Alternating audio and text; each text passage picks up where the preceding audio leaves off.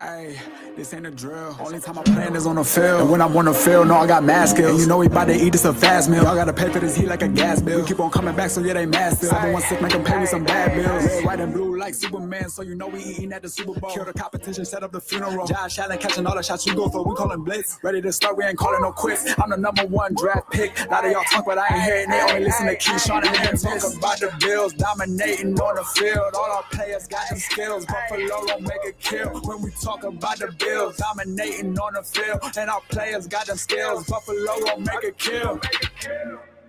What's going on? Welcome back to another live episode of the Post Podium Podcast, home of the all truth, no sodium takes. I am your co-host Aramis. It's 40 Keys. 40 Keys in the building, and producer and the AO producer. There we go. All right, we finally got through the introduction of the show. Hopefully, we can get through with no salt, right? No salt. Just a fun show. Well, this should be a fun show. We're gonna start off on a somber note. I just want to talk about Kyren Lacy just for a second. Who? The LSU wide receiver that passed over the weekend. Oh my gosh. Okay. Yeah, 24 years old. Apparently, what's that? Yeah, I spoke on that too on my channel. Oh yeah. Apparently, caused an accident, reckless driving when he was out and about. He wasn't involved in it, but somebody did perish as a result of his reckless driving. He did cooperate with the cops, and there was a warrant out for him, so he ended up leading a chase with cops. Jeez. And he took his own life in the process, not in the crash, but in the car. In the car. Wow. And he actually did it before he crashed the car. Wow. Yeah. So as a continuing effort as part of this family, if anybody has any kind of mental issues, anything weighing heavy on your heart, please reach out to somebody, even if it's us, if it's anybody that you can talk to, just do it. You're not alone. Yeah. I mean, look, so much of today's culture is all about trying to care for the mental, and there's that process creates kind of a little bit of a division, because obviously there's levels to things, right? You want to care, but there's levels to caring, that creep up to the line of, babying sometimes, you know what I'm saying? But this is not one of those things, and I'm not here to have that kind of, political debate, but I think we need to be, a little more conscious of what we're being conscious of when it comes to these types of reports. I mean, just think if someone around him was a little bit more observant. Yeah. You know what I'm saying? Stuff like that gets picked up. Somebody picks up the phone, calls the dude. Here I am, 40 years old, talking about picking up a phone.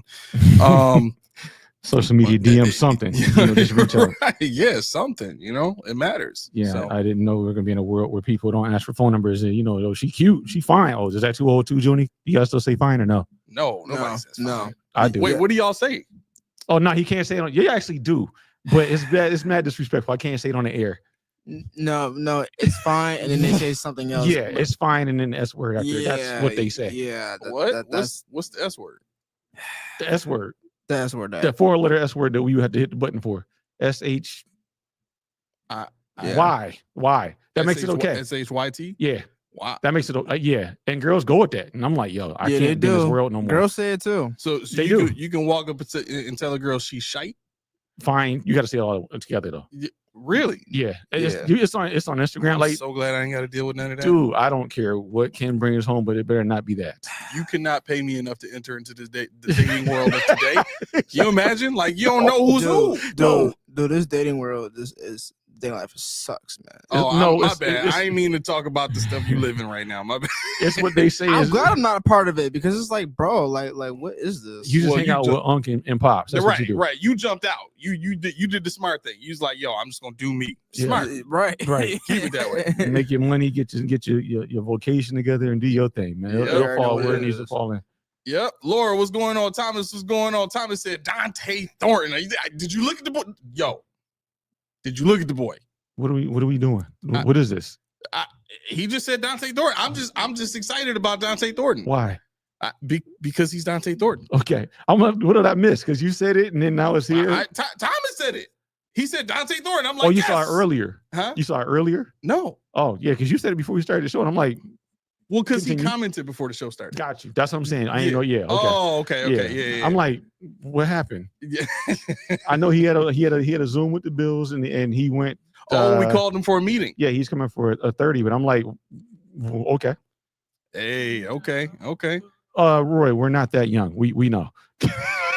Yeah. Dating before. Hey, we used to write the letters in class and say, "Do you like me? Yes or no?" Oh, for sure. Yeah, and then like after Fold lunch, them up real good. Yeah, after lunch, you make another one, you give it to somebody else. Whoa. You had to play it with some kind of like swagger or something, like some kind of finesse. Like you can't just back to back just ask two different people if they like you. No, it just depends on how the pre-lunch goes with the first one. That you telling on yourself right now. That's what you're doing. I mean, this was 25 years ago, so you were swerving like crazy. Oh, you gotta swerve. It's a birth of indecision. Yes, no, or maybe. He was super swerving in school. Yeah, Tommy, I had somebody that actually used to go in the middle. You know, we ended up having actually a long friendship, and we actually dated a couple times. But she would not answer the question for Jack, even though she knew it was yes. She would say yes, no, or maybe she would say or. If I said yes, no, maybe she would say. If I said yes, no, she'd be like the space between yes and no, and I'm like, yo, okay, enough of you. Yeah, like I wouldn't even talk to you after that. No, we did. Jeez, you had to think about it. I'm gonna give you a little bit. You was patient. I actually wish she was watching this show right now because she knows who she is and it's hilarious. Yeah, Thomas said that's red flag. Like, hold on, you can't decide. No, she was. That's how she was. She was hyperactive, and that's one of the reasons why we didn't date for longer. Because her energy level. And Mom knows who I'm talking about. Her energy level was up there. And you know, I'm like naturally, I'm mellow. Right. So I couldn't meet her even in the middle because now she's a mom, so it brought her all the way back down. I'm like, yeah. You were forced to. Right, you were forced. The little one, the minions were you ran you ragged. Hey, June, when you get a chance, Key is a little cut off at the top there. Yeah, just a little bit. Want me to fix it? No, because before I fixed it earlier, but I mean you're here.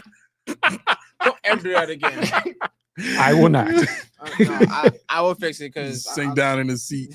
Oh yeah. No, Ray, it wasn't just friend material. Like, no, I'm not saying that explicit, but no, we definitely, yeah, it was more than friends. She was just like that, you know. It was like that. Wait, did you sit down a little bit? It's perfect now. I probably did. You're good, John.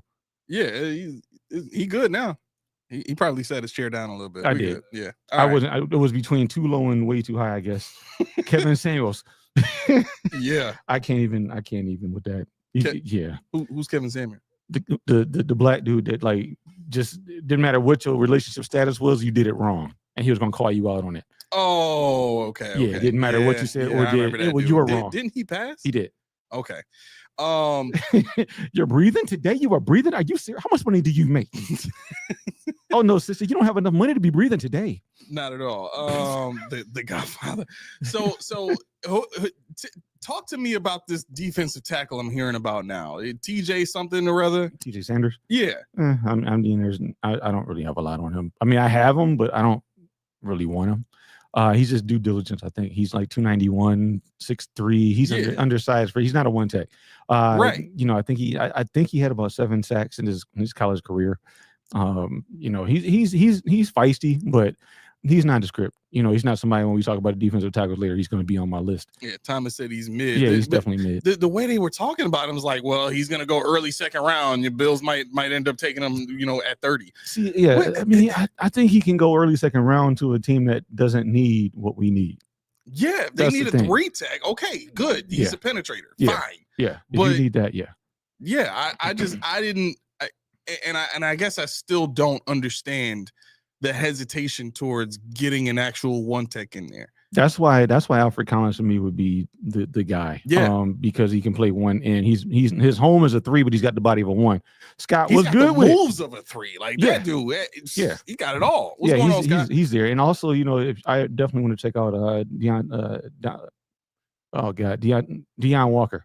From Kentucky. I mean, I know he had a bad back, but I don't know if that's going to check out. If it does, he's in for a 30 visit. Okay. So 6'6", 340, 350, may as well. I mean, he's got the moves of a guy much smaller. He's athletic enough. Mm-hmm. You know, so I would put him at the 3 and 1. The thing about this deal is if you're looking at Sanders for sure, that would drive me nuts if Omar Norman Lott was still on the board when they take Sanders. Because if you're taking Sanders, you better go get Norman Lott because Right. that's the guy that, yeah. Yeah, and that would make more sense. But again, part of the reason why this episode is the top 5 best cornerback fits in the 2025 draft. Like, we know who the top 5 corners actually are, but we're talking about who the Bills are most likely to draft based on the defensive scheme, based on their preferences, based on the backgrounds of the players, all that kind of stuff, right? They're calling you out, Joni, just so you know. They saying you asleep at the wheel. No. See, Laura, the bylaws were changed. What? The Wow. bylaws. Tom said clogging up that middle, clogging up the whole pause. Then Laura said no pause on a penetrator. Junie, what the hell? And then Laura said Junie's asleep. See, this is the issue that gets created. Go ahead, talk to him, Junie. Talk to him. The sign was His everything. hands folded. He's just about to have a Right. formal statement. Go ahead. Listen He here, wrote it y'all. down. I need y'all to really lock in with me with this one. Lock in. If y'all were here when I made the rules of the new AO moments, then you would know why I didn't say AO right there. So unless you don't want me to crash out during the show and ruin the mess up of this setup, then I suggest you tune in to the Post Playing Podcast with 40 keys and pops. 40 Pops, keys. take over. I got He you. said, handing the baton Give off. it to him for that one. That was well done, He son. said, "Pops, That was take well over." done. Oh He man, said, unless you want me to crash out on the show. he's trying not to crash out. I'm really not. Oh my gosh. Yo, you really want to see somebody crash out, bro? You gotta watch us play Gang Beasts. It is by far one of the most frustrating games I've ever Should I played, lead? but it's the funnest game ever. Who crashes out? You? Huh? Who crashes Oh, out? I crash out. Because Junie Yo, has listen. this thing, right? No, let me tell it. Are Let me you tell it. all right? Let me tell it. Junie has it because I'm about to go on a rant. I feel that it's bubbling in me right now. Junie has this thing that he does on the game. So first of all, those of you who never heard of Gang Beasts, real quick, it's one of those kiddie style games where the characters look silly and the graphics aren't that great, but the gameplay of it is fun, funny, and entertaining, right? So you choose your character, you pick the color, you pick their outfit and all that kind of stuff. And the whole idea of one of the game modes is you just brawl, you just beat each other and try to knock each other out of bounds. Now, out of bounds could be you got to throw them off a building that you're on, or you got to knock them off a train that you're on, or you're on a billboard or something like that. You Is got to this- knock them off the Is billboard. this anything like Smash Brothers or Super Smash, little whatever that bit. is? A little bit. Yeah, but a little bit more freestyle than that because you can kind of climb all over the set that you're on and make it do a bunch of things. And, Yeah, you can break fences and you can swing them at people or you know what I'm saying, like oh yeah. weird stuff like that, right? Mhm. But what Junie likes to do specifically, Mhm. because he's not very skilled in terms of how to use his player, Nope. instead of He said, "Nope." instead of trying to beat anybody, he kamikazes everybody. Listen. I'm going to grab you and take you out of bounds with me. Listen. If I cannot beat you, you will still not win. Listen, the crazy thing about it is that Allie, Ray, my 2 younger siblings, and then father, Father. and That's what they call me in the house. I still don't understand it. they have the audacity to try to knock me out the ring, right? Uh-huh. So I am Foot Locker Joe with the hat, with the Foot Locker t-shirt and everything. And my character is bald. Shut up. My character is bald. They probably saw my face. In it. My character is bald. So whenever they knock my head off, Mhm. I crash out. Yeah, he gets mad. He gets pretty mad. And then But it always comes off. That's the thing. Like, it don't take much to knock it off because you got to keep in mind, like, you're punching and headbutting people. Doesn't The matter. most powerful thing you can do is And the headbutt hat's somebody. supposed to stay on Well, I mean, somehow. he thinks so for some reason, but he's walking around looking like a Foot Locker employee, and Oh, it 'cause just I makes am. me want to beat him up, right? So I bet so you did. we getting into this thing, and I'm trying to win. I'm trying to take out Ray. I'm trying to take Allie out. I'm trying to beat him. You know what I'm saying? Because like I know Junie don't, he's not very skilled, but he just plays just to have fun, right? Right. Mhm. So most times Allie and Ray just start going at each other. And then Junie just starts, all right, well, if they fighting, I'm going to go after Dad. And here I am trying to, like, and it never fails. Every time Junie comes at me, he instant one hit kills me and throws me off the roof or off the blimp or whatever, or he'll grab me and just jump off the building like together or jump in the water together. And then here's the crazy part: he don't know how to climb, but he knows how to climb onto my head and drown me. For some reason, that's a skill set he's mastered. But he can't climb up a building. But he can climb on top of my head and push me further into the water to make sure I can't breathe or survive. Go off. Like, go off. It is, bro. I'm telling you, I be getting so mad. I start spinning the controller on the rug, bro. Like, I be getting so mad. Tantrum. What was it? Sunday? Yeah. Yo, he had a full tantrum. He threw a pillow at the floor. He threw a ray on the couch because he lost his mind.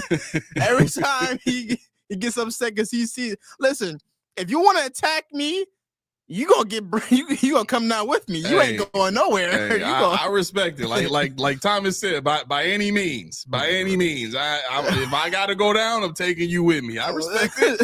I gotta respect. That's my new technique from now on. Yeah, it works. It works. All right. So look. In terms of the show today, we got some stuff we heard. I actually have a little bit of an interview that Brandon Beane was in that I wanted to play. Hopefully we can get audio on this thing. Actually, disclaimer on top of your interview, today's on my part, I'm not feeling the greatest, so this is going to be interactive. I got some interactive questions to make you guys think, and I want to know your answers. It should be fun. It should be real fun. All right, so let's test this out. Let's go ahead and get started with this interview real quick, and let's test this out and see if we can hear it. I need y'all to like tell me if y'all can hear this, and if you cannot, I will play the audio on my phone. This might be really loud. Let me turn it down there. All right, let's see here. Can you guys hear this?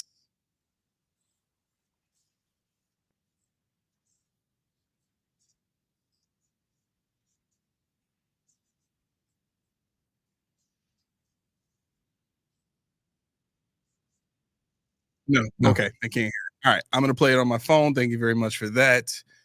Let me get to it. That's weird. Maybe it's a set. You gotta check something and we're still trying stuff with the StreamYard thing. So yeah. So this is right around. Okay, here we go. Buffalo Bills team that is a complete and total badass. One of the most badass guys you ever been around. Take me through it. Dorian Williams. You know, Dorian is just he is a load when he hits you. You can go back to I've seen him on a blitz take on a guard and kind of just knock him back a guy. But I tell you what, in the playoffs against the Ravens, he came in and him and Patrick Ricard. I mean, Ricard's a heck of a player, and I mean he got him pretty good on that play. You can just he is a run and hit type player. When we were researching him through the draft, he just kind of reminded me a little bit of Thomas Davis's play style, just fast, explosive, and when he hits you, it's complete knockback. I love that. Give me a Bill we'll be talking about nationally more next year. If he's reminding you of Thomas Davis, now mind you, Thomas Davis is an All-Pro. I met TD. Where do you play? Carolina. Did he? Yeah. Wow. Okay. I know already. Just so y'all know, my credibility is there. I knew. I just want to put that. I know.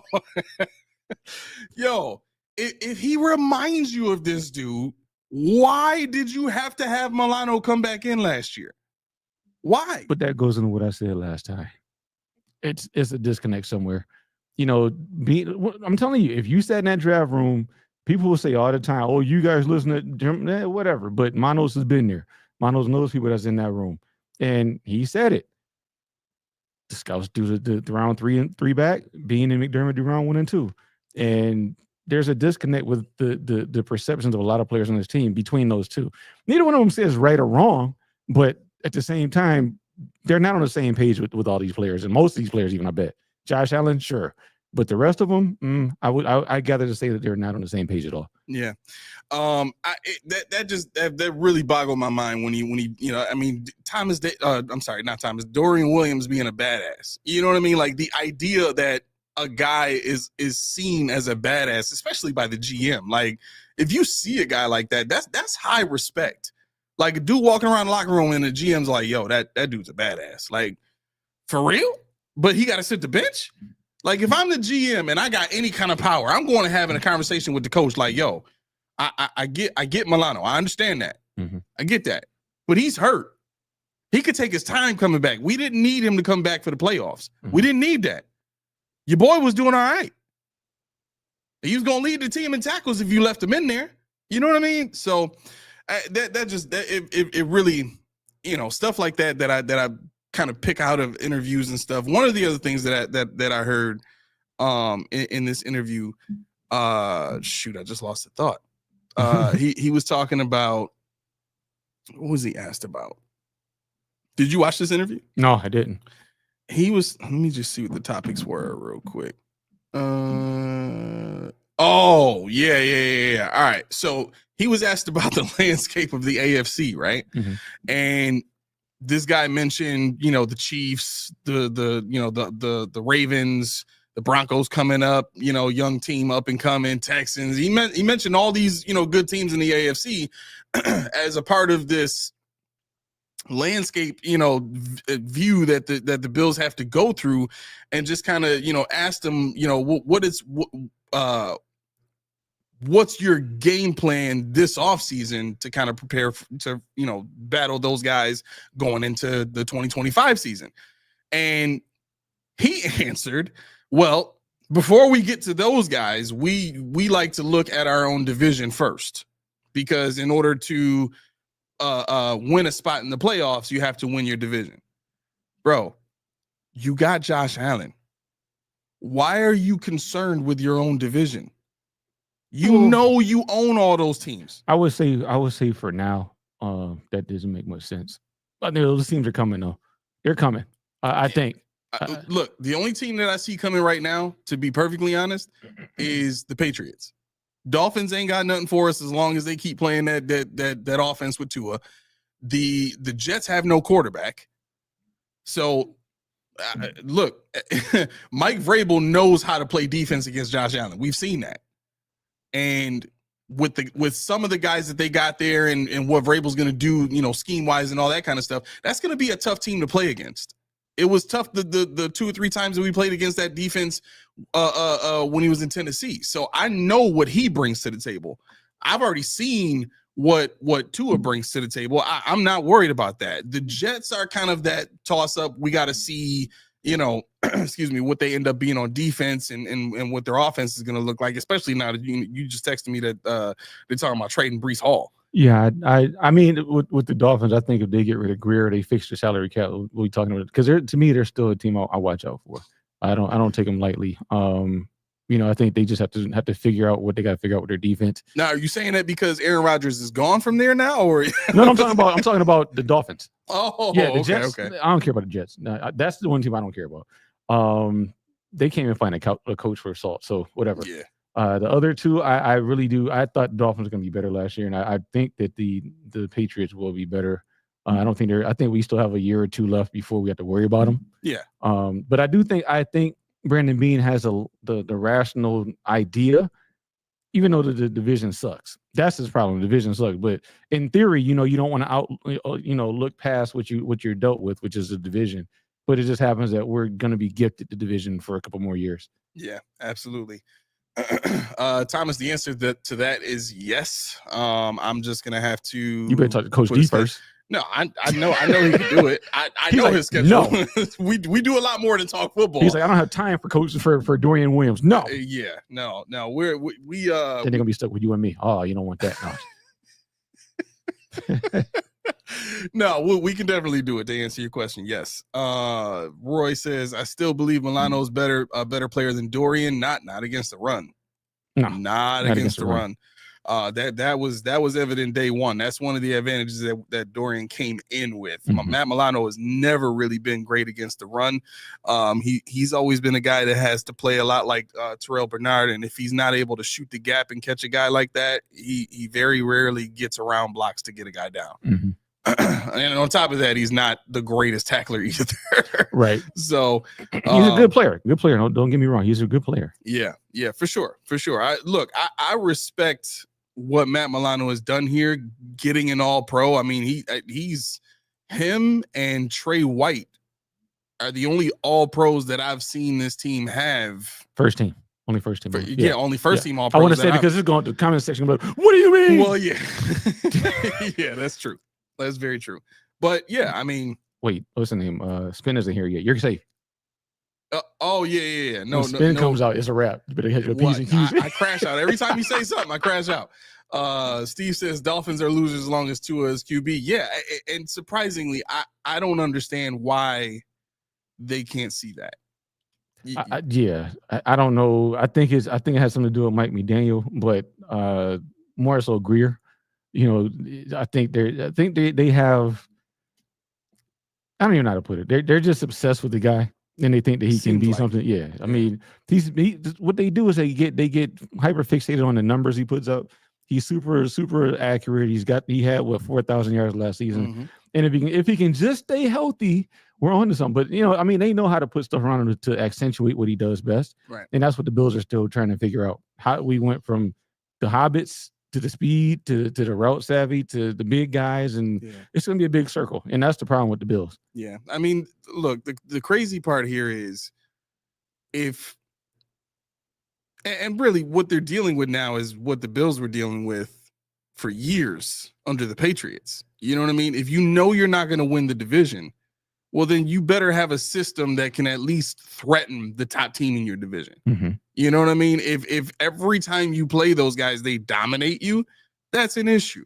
You know, now look, we've seen the Bills have some really bad games against the Patriots, but most of the games that we've played against them have been, it's tight, it's hard fought, and then somewhere in the third or fourth quarter, there's a huge mistake by the Bills, or there's a huge call, and then they would take over and they would never relent. Mm-hmm. You know what I mean? Like, that was always the story of Bills v. Patriots. And it's kind of been the same, if not worse, for the Dolphins, because it's either blowout or the rare, tight game. Everything has always been a convincing win against that team, a win that says y'all don't stand a chance against us, or y'all can't hang on the same field with us. Mm-hmm. And look, my encouragement for them is you've got to get past the point of being in love with Tua and understand what it's going to take for you to compete. Because if you're relying on a guy that has as many concussions as that to get you to a Super Bowl, I question if you know what you're doing in the first place.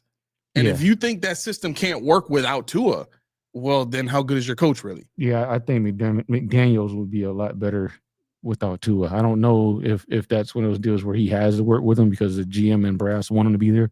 They had a chance to get out. That's where I'm thinking. I mean, I think McDaniels is kind of like Joe Brady. He's just got more swag. He sits there and says, I'll work with whatever you give me.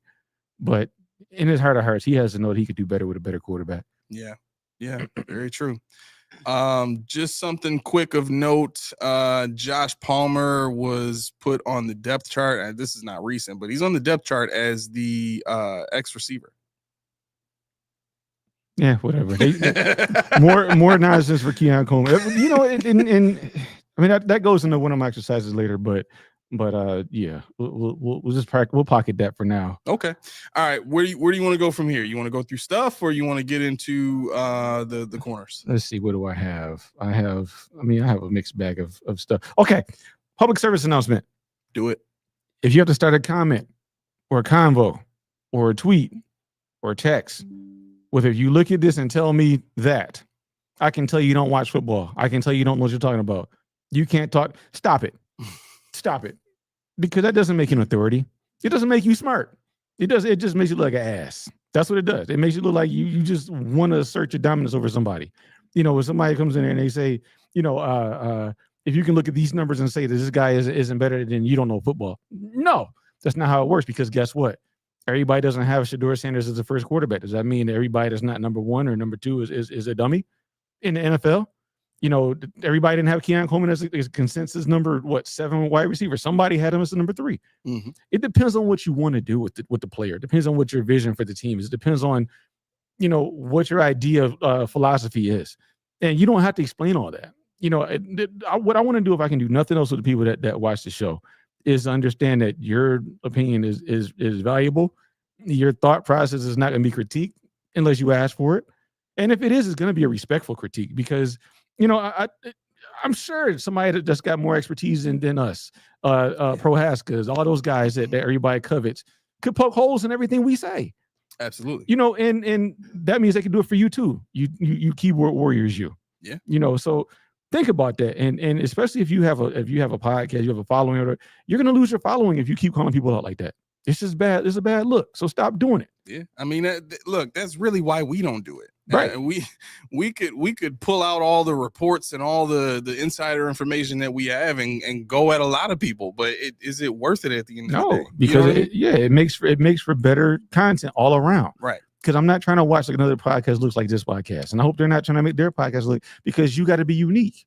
Yeah. I don't mind if you ask me, well, what do you think about this? Sure, reach out. We can network. You come on our show, I'll come on your show, whatever. But, when it comes to people just blatantly just, if you don't think Josh Allen's, I know this is Buffalo, but you don't have to.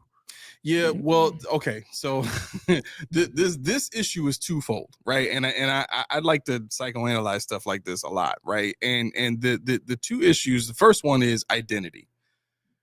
Bills fans identify more with their team than most fans do with their teams. For sure. Right? And so when you say things that are not flowery or rose-colored or positive about the team, they automatically think you hate the team. Mm-hmm. Therefore, you either hate them or you think something is wrong with them for rooting for that team. Mm-hmm. And I'm not saying that is a weakness of sorts for people who love the team. I'm simply saying that it's the same as me going up to somebody who has 3 children and saying all 3 of his children are ugly. He would be very insulted. Let me see yours. Look at mine. Right. Yeah, and all of mine are models. Yes. You know what I'm saying? Like that might piss them off. You got it, Junie. You got it. You going to GQ? Nah. I see you over there. Nah. Put your hat on this. Look at you, boy. Shining. Nah, I'm just a standard person. The only model in the house is Allie. Yeah, she actually did. She modeled for Fisher Price. I know. There you go. Yeah. That's the only model in the house. Yeah. And sadly enough, I did modeling back when I was a baby. Did you really? Yeah. Yeah. You got when it I too. was. Keith got it too. No, I ain't got it, but mom thought I did. So whatever. I failed. They had one of those casting calls for modeling agency or whatever at some actually I think Tramiel came with me too. I think he did. I think it was me, him, Christina, and my girlfriend at the time, and I think we all just went up there. Yeah, I don't remember how that worked out for anybody in particular. I mean, they're all still here. I just right. But yeah, I got kicked out of there quick. Hey, ain't nothing wrong with that. No, definitely not. It's probably the height. Yeah, that's but probably what it is. So the second reason for the discourse between people who criticize the team and people who love the team almost no matter what is the idea that let me put it like this. When you perfect example. So if my wife came home and told me that she just did a report on how it was raining today, right? And in a certain area of the city, it was just kind of drizzling, not really rain, so to speak. And it was kind of a matter of perception sort of deal, right? If somebody, came out of the blue and, jumped on social media and started, telling me, hey, your wife said it was raining, what happened? My reaction is going to be like, well, okay, hold on. You know what I mean? Like I'm automatically in defense mode. You know what I'm saying? It really has a lot to do with people's connection to the team, and both sides of the reaction are different. I know they sound similar, but they are different in terms of the type of reaction that you get from people. You know what I mean? Like some people will, have that debate with you. Okay, well, what did my wife say specifically? You know what I'm saying? But for this fan base, that's actually few and far between. Most people are willing to fight you over that kind of stuff. Well, yeah, this is what I'm talking about. What I've seen, it wasn't about the Bills. I just use Josh because that's the polarizing thing right now. Everybody likes to go back and forth with the Ravens. They'll go back and forth with the. Dorothy tells us about that all the time. Well, I wasn't gonna say, but that's what I was thinking about. And Thomas, I was a baby allegedly at some point. I just probably was a giant. Actually, I was a normal sized baby. I was 21 inches, and that's hard to believe. I know. But fun fact, I was 6'5" at 12. So. Jeez. Yeah, I was 6'5", 164 pounds at 12.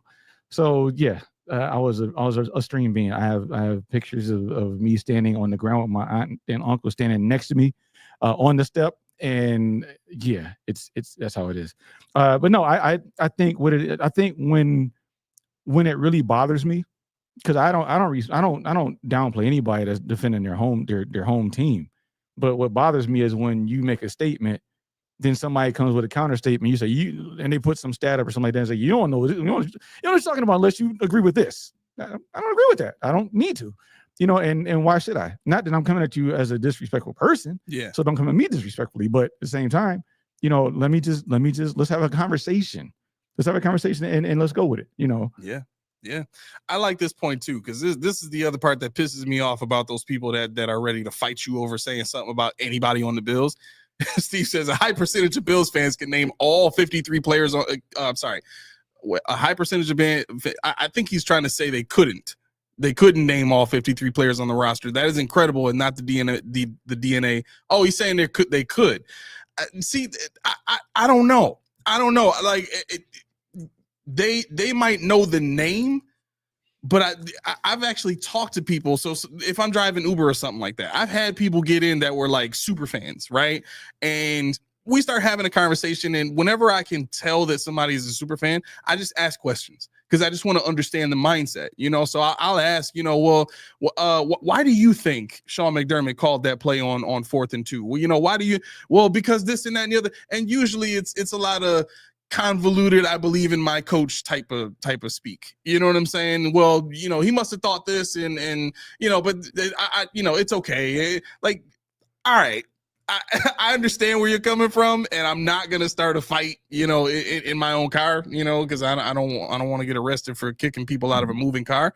But I think for me anyway, those people usually mention a player and they might be actually talking about a different player. Mm-hmm. You know what I'm saying? Mm-hmm. And unfortunately for the Buffalo Bills, or when they say the name wrong, like it's like, they'll say like, I don't know, Darian Williams, like who? The linebacker, Darian Williams, like a prime example right now. Like, stop calling them Khalil Shakur. Stop. No, you know why they do that? Because of the stadium, they call him Tupac. I don't care. I don't like it. He don't look nothing like Tupac. He don't rap. He ain't from Cali. No. Why are we calling him Tupac Shakur? But he can order a mean bok choy though. I know that's a little broccoli, little cabbage, but he lived in Japan for a while.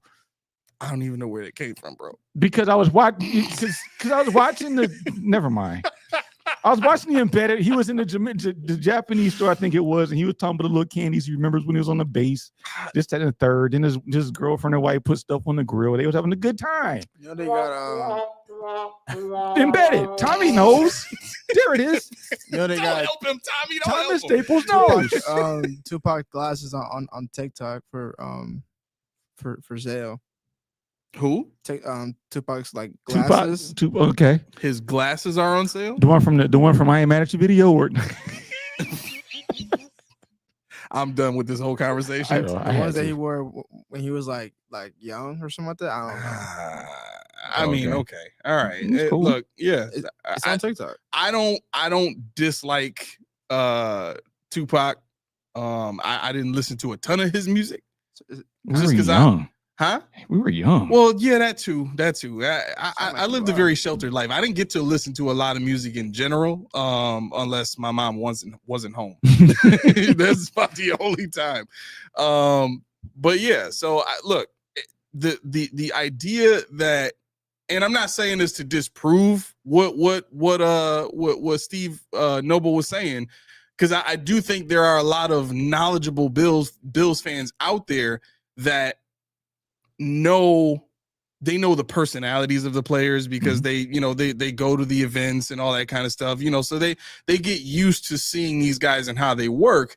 But the issue then becomes, how do you match that with the schematics and the technical stuff that you see happening on the field? I think, I think it has a lot to do with what you're looking at as a fan. Like when I sit here, my mom asked me that I watched the Sabres game Saturday. I wasn't home, so I didn't watch it. I haven't watched one this whole season because my internet doesn't work at my job.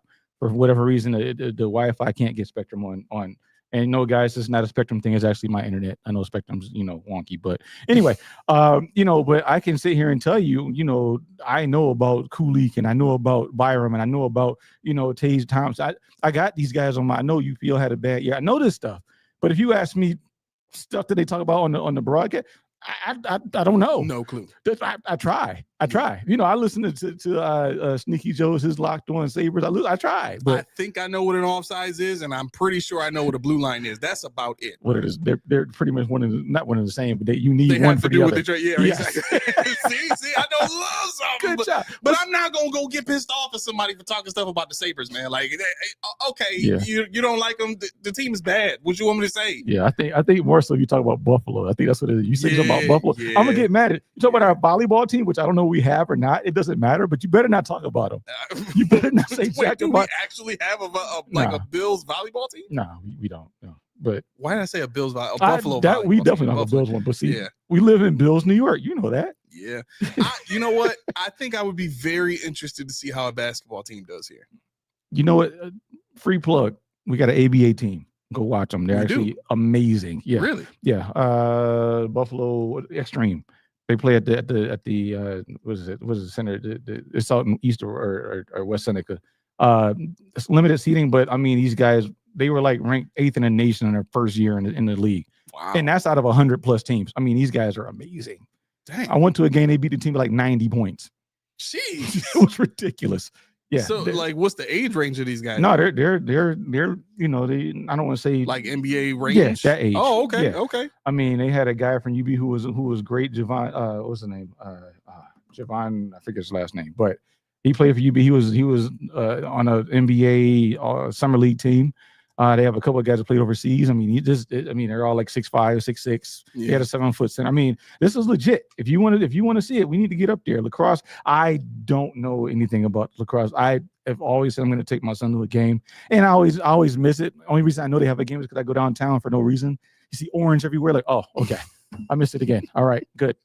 And I don't want to watch it on ESPN Plus because I don't want to ruin the moment by actually knowing what I'm talking about to some degree.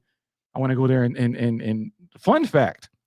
I have a friend that used to live on what was it, StubHub, and I'd be at work, and I worked downtown at the time, and like I get a text at 2:00 in the afternoon. You want to go to Sabres game? I'm like, okay. Because I found these tickets for $18 each. You want to get in? I'm like, all right.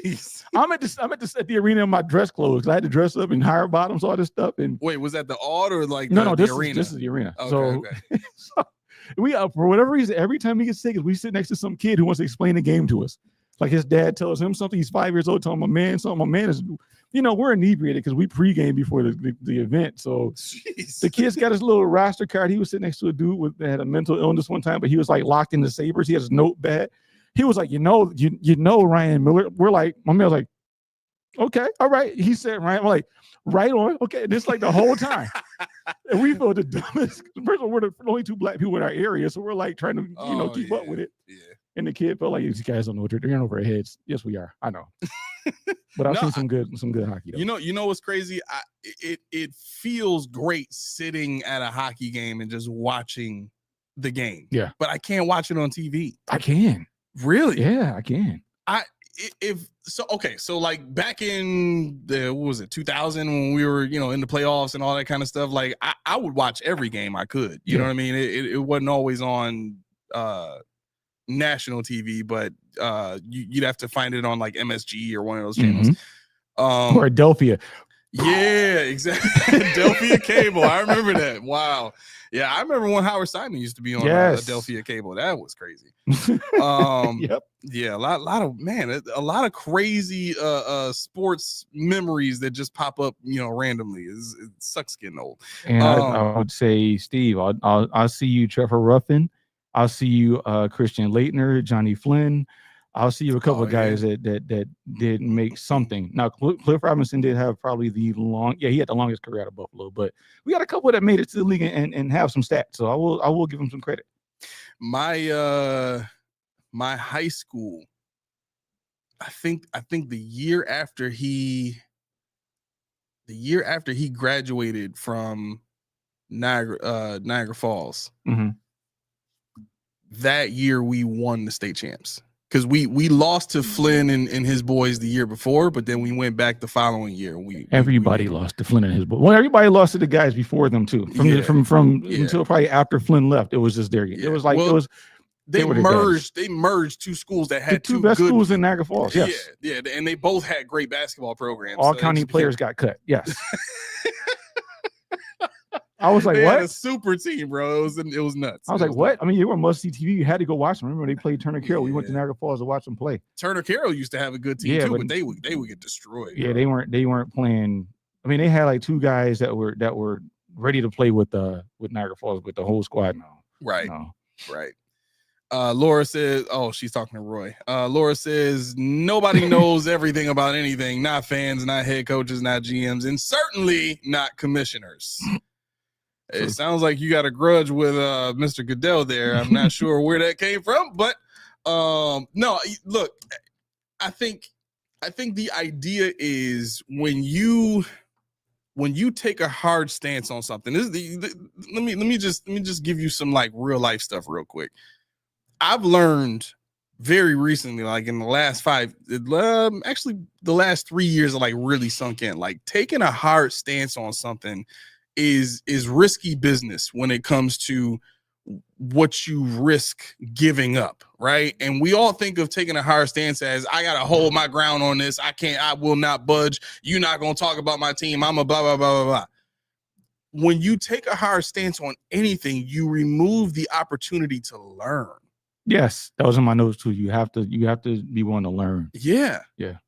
And that's what gets really kind of wonky about it, especially in this business of doing podcasts where there's this thing that Key and I have experienced now where we do the work to reach our conclusions, and sometimes we get pulled into debates with people that are saying to us, well, it's just my opinion. To me anyway, there's a very big difference between reaching a conclusion through methods of investigation and research and stuff like that, and just having an opinion based on a few things you've heard from the team or a few things you've experienced in life. My wife is very big on doing the research. Like she's a scientist, like in her mind. Like she graduated from Hutch Tech in I think it was bio. It was like, marine biology is what it was. She graduated, so she was on that track to get into that field. But then she met me and I ruined her life. No, seriously though. She's like, yeah. she checked the yes box. She checked the yes box. But yeah, so like that the idea that I would tell her something about cars, right? Like I worked in the field for about 6 years, and anytime something happens with the car, I would try to explain to her, what the deal is. And then she would start asking questions. And my reaction always used to be, well, why are you asking me questions? Like, I did this. I worked in the field. Like, I know this stuff. Like, I know what I'm talking about. Right. You know what I'm saying? And I think I think a lot of people take that stance when it comes to the Bills. Like, I lived the drought. I watched the Bills go to the Super Bowl. I know what I'm talking about. Simmer Okay. down, simmer. Right, Simmer. right. I'm asking questions for me to understand. Simmer down. You I'm not know attacking what you. I'm saying? And so that's kind of what I've learned about taking a hard stance. Like, you lose the opportunity to learn about different perspectives and to learn about new information that robs you of the opportunity to grow in your knowledge base and your perspective. Yeah, I mean that's the thing. Like when I do these breakdowns, you know, there's certain positions I like. There's certain positions that I know more than others. Obviously, D-line I can have a field day on, but when it comes to like offensive line, okay. I mean, there's a lot of stuff I picked up by trying it, and evidently I was pretty good at an offensive line. I was too high cut and not wide enough. Yeah. So I didn't even want to put the quarterback in that situation. So I was like, no, I'm not doing this. I'm playing on that side only. But you know, I think, like you said, there's an opportunity to learn the nuances if you just shut this and open this. Oh yeah. I like, case in point, I study a lot of Greg Cosell stuff. Like he has, I don't know if a lot of people know this, but he did a film study series with I forget the guy's name, but the other guy was kind of more so the host, and then he would ask Greg Cosell questions. But they did some really good content, film review of kind of understanding specific defenses, understanding, you know, man match versus man press and what mirror man is, and all, like a lot of cool stuff. Like I still consume that content, you know, to this day as much as I can. If I see somebody teaching about that stuff, because in the NFL, I mean, there's different language for different things. You know what I mean? So if you're not constantly and consistently seeking that stuff out to get new information, you're gonna get left behind. That's just what it is. I mean, you never know enough. That's the thing. Yeah. You never know enough. And if you think you do, you don't. Yep. Yeah. If you think you do, you're telling on yourself. Right. All right. So where do you want to go from here? I mean, right now we could, you know, I'm gonna put a teaser out there so you guys can get your brains thinking. Now, what I'm gonna do, because the draft season is coming, we're obviously going to go through cornerbacks. I say we'll do that next, but I wanted to talk about Bill's all-time misses, or not even all-time misses, in your mind. And this is what I say, in your mind. Draft? In the draft, okay. Yeah. So in your mind at home, who are the Bills' all-time misses? And hold on to it first. We're not going to do it just yet. It doesn't have to be all-time. It doesn't have to be just McDermott. It doesn't have to be. I kept during the McDermott era because I didn't want to go like Mabins and way back for people that watch the show may not even remember. Players you were wrong about. You know, I want to talk about players, whether they were better than you thought or worse than you thought. And I think Steve asked me 10 players I don't want the Bills to draft in this upcoming draft. I'll go through that for you as well. Okay. All right. And Roy's poking the bear. He said, if ever there was a time for spin to be in the comments, it's now. I know the Aramis rant will be coming. Is that why you guys watch the show? Like, you just want to see That's me why I boiling? show up. I just watch you boil, and all of a sudden the camera goes to you and lights on, and it's over with. And also highlight. Yes, that was a thing back when Miami Vice was on TV as well, because I remember the opening credits where they were doing. I was like, Mom, what's the big cheetah, the big Frito looking thing they have on their arm? Why are they wearing helmets? But yes, highlight. He Spin. How you doing, brother? Hi, you rang. Spin is in. What's going on, Spin? What is highlight? Highlight is kind of like a mix between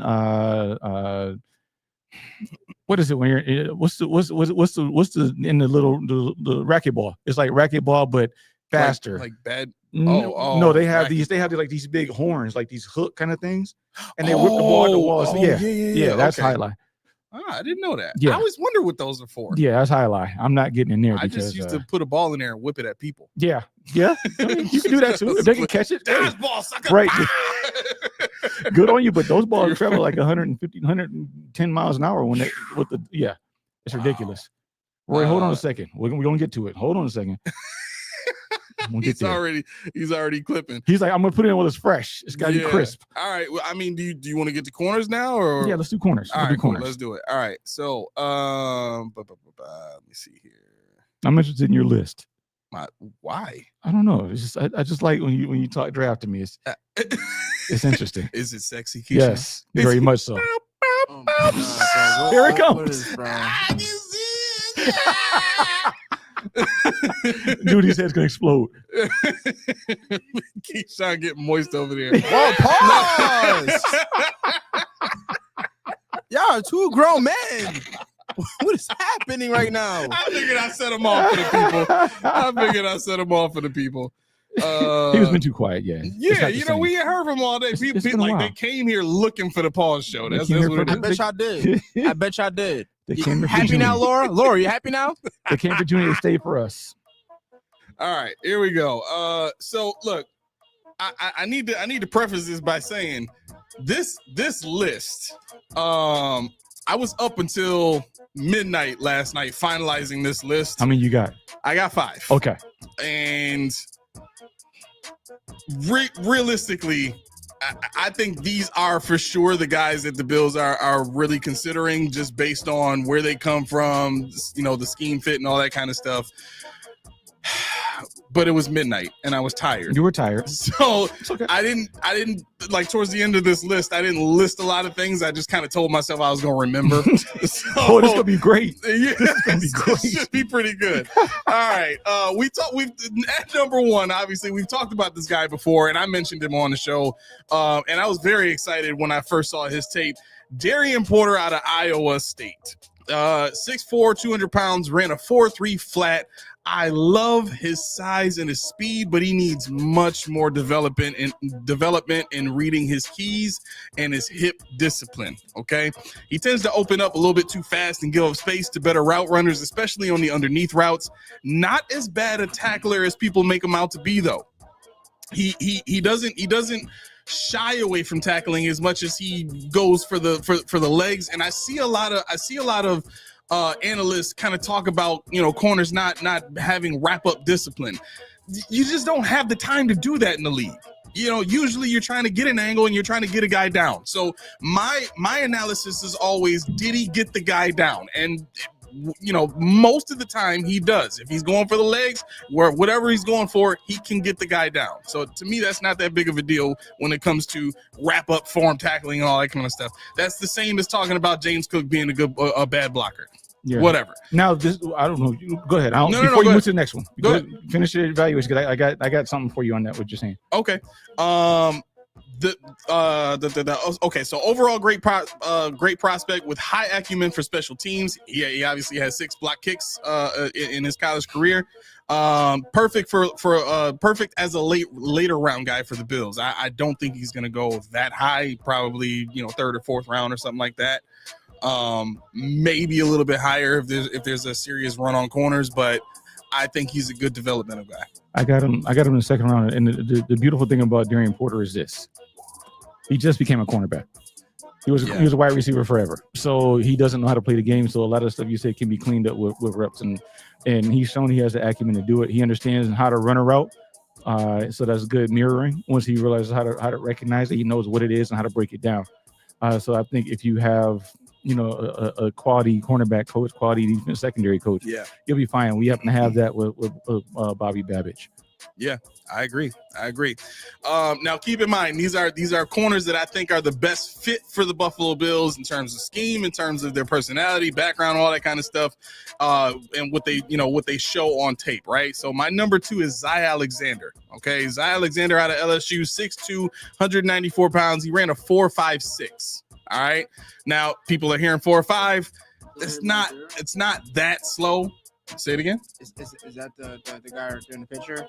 Number 14? Yes, number 14. Yep. Oh, okay. So Zy Alexander is one of those guys that runs a 4.56, but he looks a lot more fluid on tape when you watch him in his mirror match. He is willing. He's a willing defender against the run and a pretty good tackler for a corner. He actually has one of the higher ratings as far as a tackler than some of the other guys on this list. But he's good in zone and man coverage. But he's a better zone corner. He has above average short area quickness for his height. Not the fastest corner in college, but fits exactly what the Bills look for a corner. He's tough.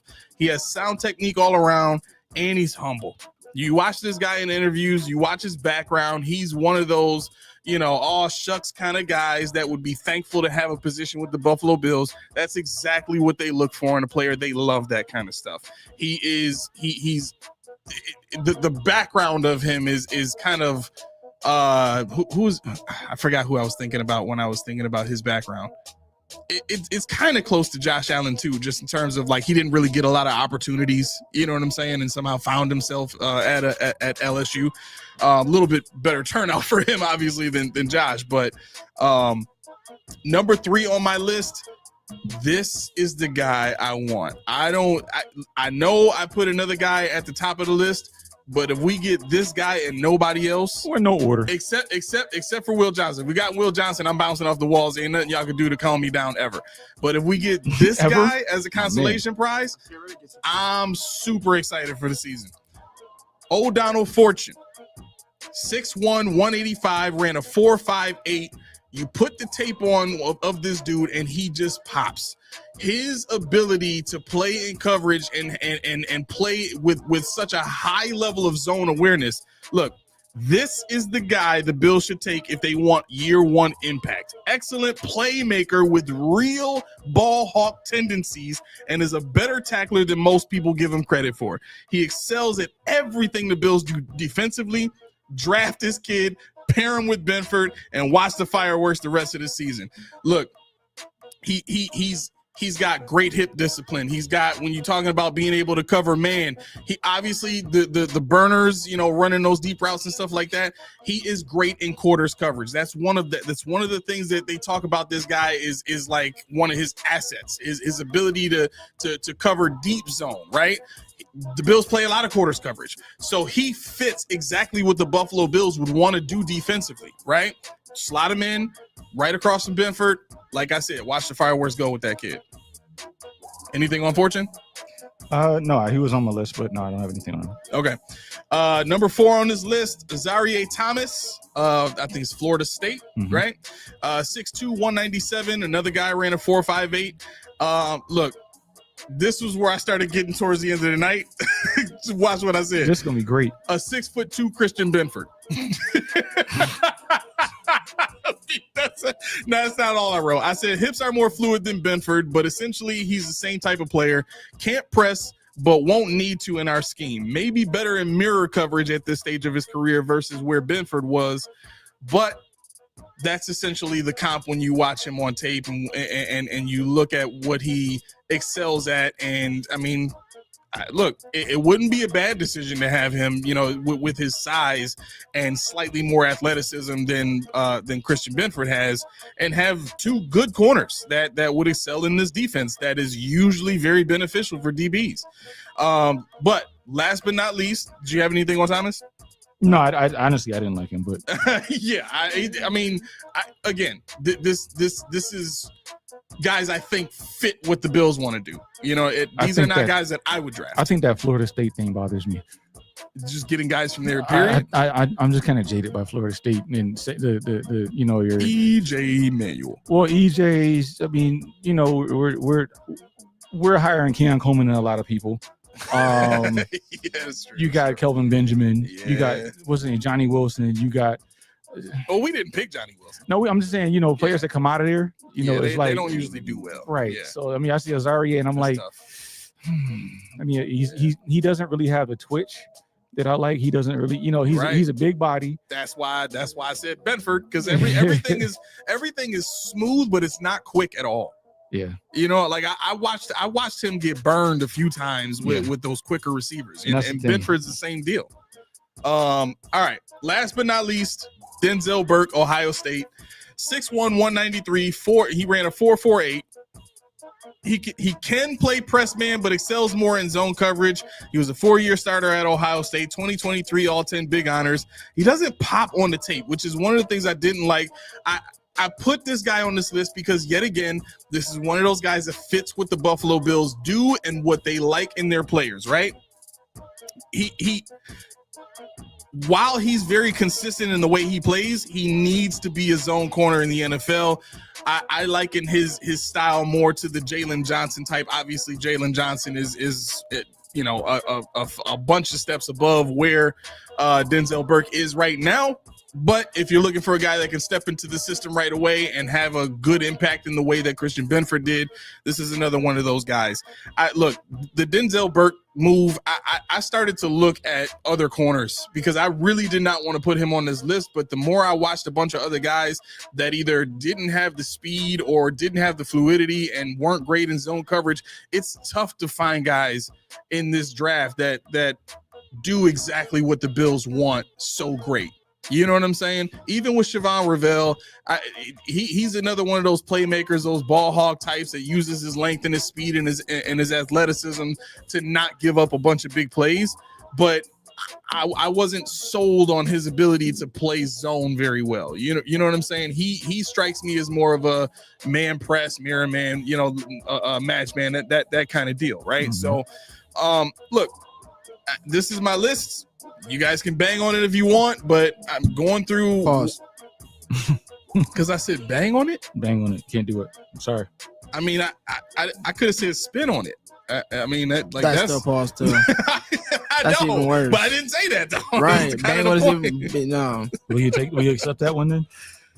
All right. What you got? Okay, so I'm gonna have to go some off my phone, some off because I did a write up on a couple of these guys. Okay. Spence said horrible list. Yes. Hey. Yes. That's fine. No. You a hater, bro. What's No, good? listen. What's good with you, dog? You coming mighty hard in my pops like that. Watch out, man. Watch out. He was had this. I ain't the only one that's finna crash out on this show. No, he said he was just kidding. He said he was just He's trying to get another rant out here. That's what he's doing.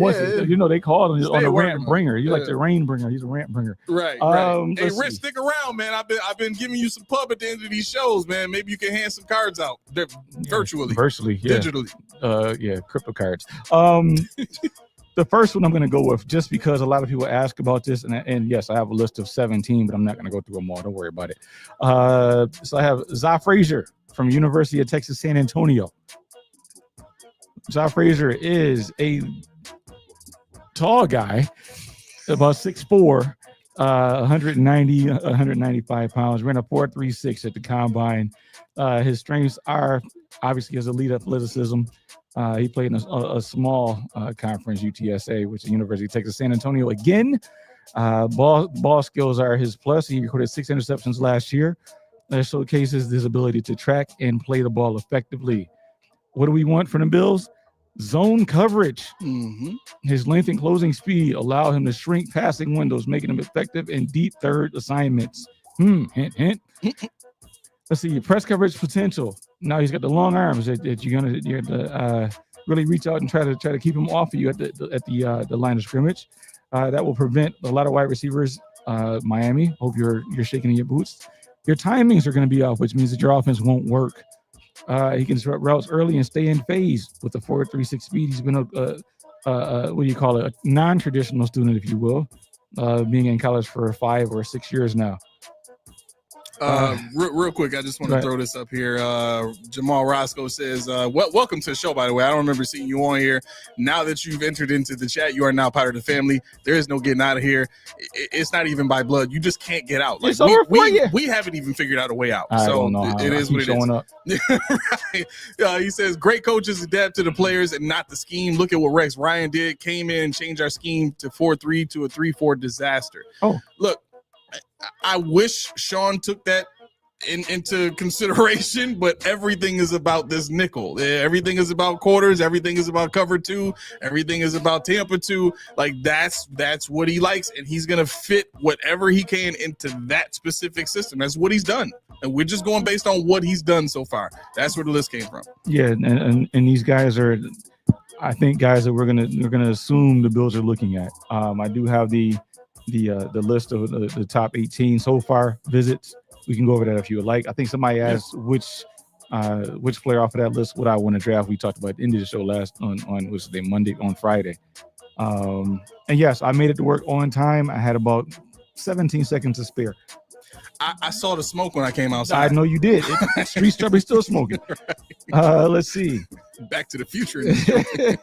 Frazier started his journey at Coffeyville Community College before landing at UTSA. His first team all AAC, not ACC, all AAC, and was invited to the East-West Shrine Bowl. Let's see. For his 2020 season, he had 20 solo tackles, 1 fumble force, 6 interceptions, and 9 passes defended. The cornerbacks, the less you do, which means players are not, quarterbacks are not looking at those guys on that side. You've effectively taken a whole half of the field away, which we're looking for. And I think Zai Frazier is definitely somebody you'll get in the 5th or 6th round. Let's see. What else do I have on Zai? Anything else of note? No. Okay. All right. So that's number 1. Who else do I have? Let's ask this question. Let's find out. I'm going to go ahead and, just for the sake of argument, get rid of everybody that doesn't have zone as their strength on the Keyshawn's list of doom. So first and foremost, let's go over Siobhan Ravel. Now, Siobhan Ravel's journey started before Eastern Carolina. He went from junior college to the stardom that you saw on Saturdays in 2023. Why do I say 2023, not 2024? Because he played in 3 games before he tore his ACL. In those 3 games, he had 2 interceptions and 2 pass deflections. So that tells you right there all you need to know about Siobhan Ravel at 6'2", 195 pounds. He's going to be a hellraiser on whatever side you decide to put him on. He's a set it and forget it kind of player. If you have the patience to let him work through his ACL in real live reps again. Mm-hmm. To Roy's point in the comments, I saw him early. Yeah, Silas, I thought about you earlier when I decided to pull his eye up. But furthermore, Roy, to your point, you asked earlier, I thought we needed a starting cornerback on the opposite side of Benford. Now, some of these guys glitching with the picture. Oh no. Yeah, I'm texting Rich right now. I'm probably just gonna switch out the computers. I think like I've had this computer for, man, You've had it for a while. Yeah, like so COVID. That was 2020. It's got to be. Yeah, but I had this value. before COVID because I started producing music and doing all that kind of stuff in the basement. So that had to be like 2018, 2019. So yeah, this is a fairly old computer. I think it was around that year because Amos's background, Widow, his nothing. I'm getting to him. Don't worry. Oh, okay. Yeah, I'm getting to him. I'm only on number 2. Oh, okay. We can go through my list. Amos is on your list? Yeah, Oh, Trey okay. Amos, yeah. Perfect. I mean, I can go through all 17 if you like, but I don't think we have enough time in the day for that. So just give me some grace here. If there's somebody you want to hear about, but yeah. But I would have put Ravel on my list. It's just, and I was talking about this with Damaris. Like, to me, if I'm gonna draft a guy in the first round, I need immediate impact. I don't like. With Ravel, he's gonna come and he's gonna play this year because it happened. His injury happened early in the college season, so he'll be back this season. Mm-hmm.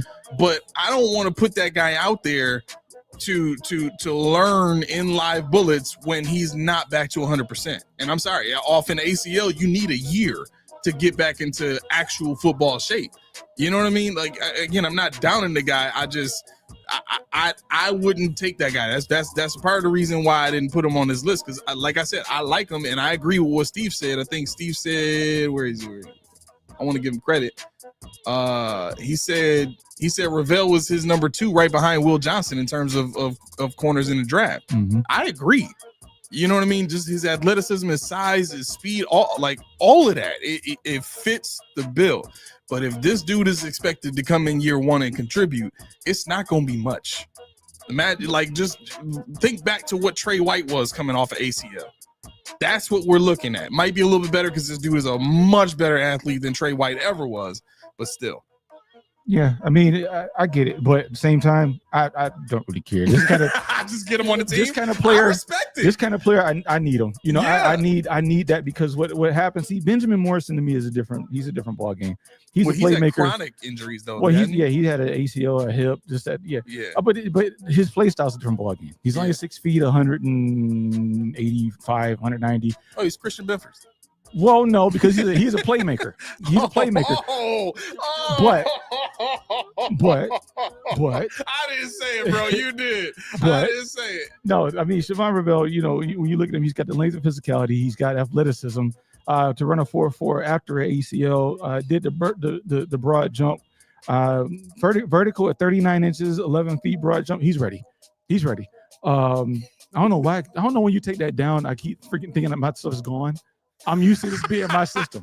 Right. I'm just used to this like program. It was for like a year. Right. I'm like, I know. We like had to do it this way. But no, it's fine. I forgot it. Just look down, Keith. Just look down a little bit. Let's see. He's got the ball skills. Obviously, his background as a high school quarterback and receiver, as we spoke about with regards to Dorian Porter. He's got the ability and to understand what each route does. Switching up to smooth. There you go. Jazz. Yeah. I like there's that. more. Yeah. There's more your style. That's more. The other one maybe go too fast. Yeah. You gotta lower that voice a little bit, man. You gotta. Today is just, it won't lower that part today. I don't know why. You gotta. Today it's just not gonna happen. But yeah, I think his ball skills that definitely is something that if you look at his quarterback and wide receiver background, he can dissect everything in terms of the football leaving the hand of the quarterback and entering the hands of a wide receiver. He has confidence. He plays. If he can get that confidence back, he's aggressive. See, I need that player that's going to go over there and do that stupid sword thing or whatever. And I need people to understand that these rookies are not going to be perfect. Yeah. That's the thing that makes people so skittish of all these players. Well, tell that to Sean, because Sean is the one That's what I was gonna say. putting these guys on the field because they're not perfect. You know, Mike McDaniel, Malone just got fired for not playing youthful players. So I mean, I know it's a different sport, but you know, it's Sean speak as Bean speak as Bill speak. We're gonna play the veterans that we paid all this money for. We paid all this money. That's why we got to pay them, play them, and that's their justification. No, it's not a seatbelt. It's a sword. I heard of some sort. It could be a seatbelt. When they do this. Yeah, they're sheathing the sword. Yeah, see, he says a seatbelt. You say it's sheathing the sword. See why? You about to crash? Because lock somebody up, I guess. No, but, so it's a thing where like if you're playing defense and you're locking them down and they can't score not one point. It's just like you put a seatbelt on them, you lock them down. They're putting a seatbelt on and they get burned on the next play. That makes no sense. You know what I really hate is when the ball's like way overthrown and they come up and they do this. Like, stop it. You did nothing. You contribute. That's a personal foul. Bro, so this is the other thing. Watching Azareye'h Thomas, some of the interceptions that he was getting was like that's part of the reason and this is really a big part of the reason why I said he's a 6'2" Christian Benford. The interceptions he was getting, it looked just like the interceptions that Benford get. They're not ball hawk. He comes out of nowhere like O'Donnell Fortune be doing for I think it was South Carolina. Ben Morrison, O'Donnell Fortune, like those Revels, type of guys. Like they're just ball hawks come out of nowhere picking the ball. Like I watch those guys and I'm like, yo, that's who I want on my team. Watching Azareye'h Thomas is like, yo, like the joints come right to you. Yeah. The quarterback is overthrown or throwing to the wrong spot or something. One of the picks I saw the receiver was like to his quarterback. Yeah, to his quarterback. Right. That was to me? No, it happened. Look, I kid you not. Dude was running a go route to the end zone and the quarterback threw it to the inside. And like Azareye'h Thomas was right there. Right. He just sat down and caught the ball. And then but this is the part, this is why I mentioned this. For him to then get up and celebrate like he did something, like bro, the ball came right to you. Just hand the ball off and go sit down. If anybody has no problem with that, you can't have a problem with Damar Hamlin got mad when he thought he had that interception. Remember when it was like clearly it was down, but it's like he was like right. I was like, you had enough. Okay. Let's see. No, Azareye'h Thomas. I think he rubbed me the wrong way when he had when he did the combine and the Scully. And I'm like, why is he wearing the Scully in the combine? He looked kind of like Keon Coleman. Yes, that's my Florida State bias probably. But at any rate, Shavon Revel, let's go back here. 6'2", 196, 4'4", 40, 79 inch wingspan. That is long for a cornerback. 79 inches, so that's what, 6'7". My wingspan is 7 feet. So, I mean, people say I have long arms. If you're talking about a cornerback with 6'7" inch wingspan on top of 6'2", that's pretty good. In this class, there's a lot of big receivers. There is a lot of big, and they fly too. A lot of them fly. Why wouldn't you want a guy like that on the team? I don't know. I think Silas said Shavon Revel is a physical sauce, which cool. I mean, he did get a lot of penalties for his physical style in college. Yeah. Refinement. He needs to polish up his technique in man coverage. that's fine. We don't really do it. And you better not start. You better No, not start. I will say this. Like, because I again, I don't want to take a higher stance on, I don't want him on the team.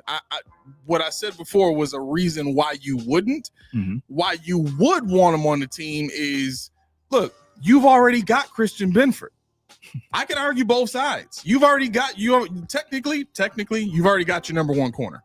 Even though Ravel coming in, in year 2 would That's even instantly better. be better. That means the second year. Yeah. Exactly. So that is a reason why you would go get Ravel now. You know what I mean? Just if you can trade up to get him, whatever you got to do to get him, because he comes in as your number 2. He's probably a better. First and foremost, he instantly becomes the second best corner on the team. Like even Taron Johnson. I'm sorry, Hobbled or not, yes. Exactly. Right. So if he comes in as your number 2 corner, it still works because you're paying Benford as your number 1. So from a cap standpoint, from a hierarchy standpoint, you don't need this guy to come in and be your CB1 right away. That works in his benefit. That might be a reason they do it. So the second one I have for you guys at home, that the suspense is over. Okay. Columbus Bully, let Dane hold it down for half the season until Ravel is ready. Yes. See, that's the thing I'm talking about, because they obviously have a confidence level in Dane Jackson. They have a confidence level in Dane Jackson, Okay. not us. I mean, I would not pay to see that. will he get destroyed? No. Will he do anything great? No. But knowing that Siobhan Ravel is sitting back there, just watching a 6'2" guy just standing there, just even though he's almost ready. Every week, is he ready yet? We don't know. Is he practicing? That would be the new thing. And it worked with McGahee, even though he was a step slow in here. Not on the field, but here. The anticipation level and knowing what he can be is something that we haven't had on the Bills roster in forever. Would be enough to hold me over while Dane Jackson's out there doing whatever he's doing. Trey Amos, Ole Miss. Now, what can I say about the defense that hasn't already been said? Everybody on their defensive line is going to the draft this year. Everybody outside of JJ Pegues is going to be drafted in probably in the top 3 rounds. Umami Yellen, Walter Nolan, and Ivy, they're all going to be going within the top 3 rounds, I would say. So Pegues is going to be not far behind. And now you're looking at this corner in Trey Amos, 6'1", 195, ran a 4.43, 31-inch arms. See, that's what I'm talking about. 31-inch arms, 77-inch wingspan. So he's a tall guy with a wider wingspan as well. Mm-hmm. Vertical is only 32, so he's getting beat by the hobble dude that's over there at ECU. Broad jump is less than Ravel's as well at 10.6, which isn't anything to sneeze at. It's pretty good. Let's see. 2024 season for Amos, he had 50 tackles, 3 tackles for loss, 3 interceptions, 13 passes defended, 1 fumble forced. He was a key player in helping Ole Miss secure a 10-3 record and a Gator Bowl victory. Now he started his college career at Louisiana. Didn't go anywhere else. Special teams impact. He contributed in special teams. So McDermott, he's like, wait, did you say special teams? I don't know. Did I? Press coverage skills are great for him. Ball skills. He's got the ability to track a ball and make plays. Evident by his 13 pass breakups last year. He's got athleticism for days, and he's aggressive in run defense. So that's always something you want. Discipline and coverage is something he needs to get better at. His tackling, he's a willing tackler, but he's not a great tackler. His eye discipline, he's going to bite. These are guys that bite on double moves right now, so you have to learn how to sit back and chill. Kev Harp, I know. That's what I'm saying, but think about it. If Dane is sitting there and you got Ravel behind him, you're like, yo, he's Dane Jackson. Don't do it. But we got Ravel behind him. Yeah, you know, I gotta go back to this because we got confirmation now. My man Tobonius says that definitely means straps, which is a seatbelt. Thank you for that. Man, Timonis, how old are you? Because I'm old and I don't know anything about this nonsense. I grew up in the age of this. Yeah. I grew up in the age of this. Yeah, they still do it. They still They do do. No. Rest in peace. But anyway, yeah, you know, let's see. Dane should not be on the team. I know, Kev, but what I'm saying is he's already here. I can't do anything about that. How you really feel? I know. Yo, oh my God, that was hilarious. Oh, Tobias, he's 28. He knows. So y'all, Okay. all y'all, yeah. Yeah. 40, it's gonna be something that doesn't make any sense. It's fine. Oh my gosh, that's funny. You know, we remember lap belts and cars. We didn't always have these things here. We had just the Yeah, for real. Oh, the throw slice there? Yeah, that was something else too. You know, you can't do that anymore because that threatens people somehow. Oh yeah. Wait, is that you talking about wrestling? The throws like yeah, everybody okay. started doing that. Yeah. Which is dumb. You can't do that because that's just ridiculous. Yeah. Whatever. Wait. Go ahead, Okay, so tell me if this has ever happened to you Mhm. in the single strap era, right? The seatbelt. You ever clap your hands and your feet when you get into a car accident? No, but I can tell you, I remember one time I woke up on the floor in the back seat. You woke up on the floor in the back seat. Did you fall asleep on the floor in the back seat? We got rear-ended when I was like 5, and I woke up to like the couch had his light in the back window. And it was a 78 Skylark. So like the guy was looking behind us. Yeah, we had the bench seat in the front. He was like, oh my gosh. and I'm like, what's going on? Funny story. My mom still has the bike from the accident. She won't let it go. That was literally 35 years ago. Wow. Yeah, she doesn't really ride it. It's just sitting there for sentimental value, I guess. She waiting on some cold case evidence. Yeah, just in case of my ass. My mom does do that. She probably texts me, I don't do that. I still got the bike. Right? She probably texts me, I don't do that. Let me look. Let's see. Did you say DNA? No, she didn't text me yet. It's coming. Rear facing third row seat in the station wagon. Yes, there was no seatbelt back there. Matter of fact, that disappeared when you didn't need it. They just folded it down. Yeah. I don't think I've ever rode in a station wagon like that. I did. Had taken a ride. I did. I remember. Well, English is hard. Yeah. Yeah. You ever did that when you had a sentence and you like changed it because you can't figure out how to make that word work? You're like, never mind. It just don't feel right coming out my Or mouth. you text it doesn't work. You're like, I don't know how to spell it. Just figure it out. You know what? I do have to say, chat, this is the longest we've gone without a pause, and it feels wrong. It does feel wrong. Junie, can you hear me? His mic's down. What happened to his mic? Did you? Moist. Pause. Scream the top of his lungs. You ever want to get somebody under 25 irritated? Just say moist. They all hate it. I don't understand. Women as well, supposedly. The next one I have for you. Here I am saying anybody under 25. Oh yeah, women hate it too. Yeah, women as well. I don't know. How did you find that out? It's the thing. This is the thing. I don't know why. Oh my god. But All yeah, right. my next guy. Yep. Silas, you ready for this one? Oh man. I got you. Oh, Laura said it as well. Noah Williams. Noah Williams from Cal. Now, Williams started at UNLV. Okay, so matter of fact, let me get this where I can read it. All right. He had a senior season at Cal where he recorded. How many interceptions did he have last year? It was too many. He led the nation with 7 interceptions, scored a touchdown in 3 different ways: interception return, fumble return, and kickoff return. Special teams. Also, did you know Cal is in the ACC? Now make that wrap around your brain. Atlantic Coast Conference. Mm-hmm. University of Cal is in the Atlantic Coast Conference. Mm-hmm. How? They're on the Pacific Coast, on the Pacific Ocean, but they're in the conferences on the East Coast. Well, they didn't make the same decision as like Clemson and all those. I don't know why they're not in the Pac-12, but they decided they don't want to do it. So anyway, let's see. What do I have? I have a lengthy write-up. He has ball hawking ability. Obviously, like I just said, 7 interceptions in 2024. Versatility. He can play in special teams. He has scored again in multiple ways, showcasing his ability to impact the game. You need to know where he is at all times. He has 3,000 career snaps in college, 52 games. He brings a wealth of experience. So you've done it all. He's like, ain't nothing I ain't seen already. I've seen everything in 5 years. So to say that he has 3,000 career snaps and only, I don't have his career total, but let me see if I can do it real fast. 5 interceptions, early career UNLV. And no, I can't do it. I don't have it all handy here. 9 passes defended in 2024. So they don't pick on this guy. They know something that we don't know, or maybe Silas does. Right. T, doesn't that make you go, they're on the West Coast, but they play on the East? Make it make sense.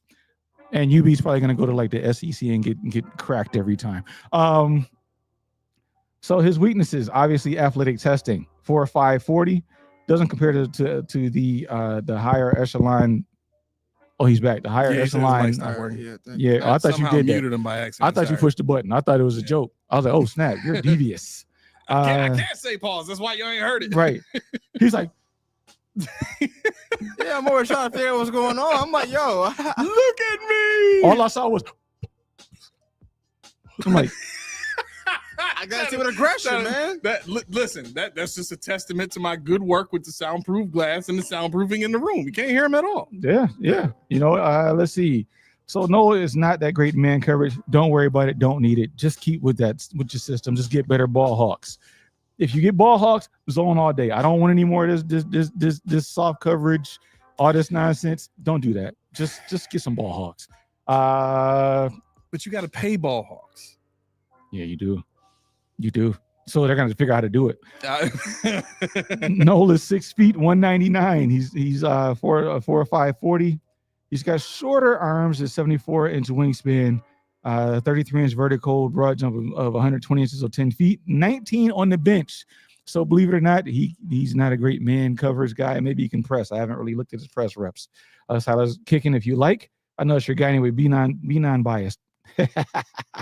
No, I know you will.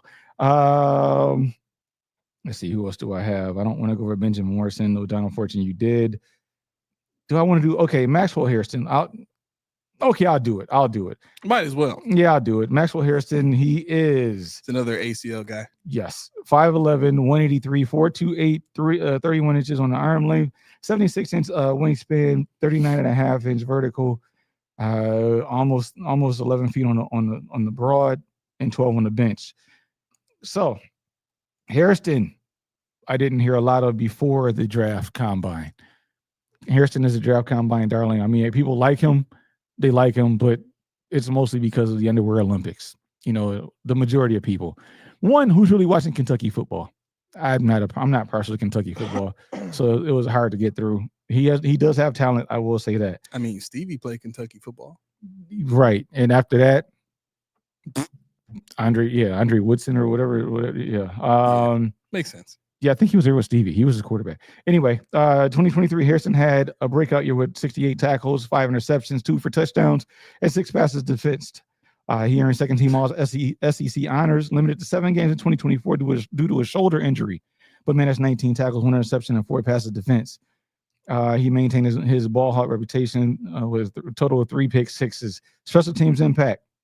He's known to contribute on special teams as well. I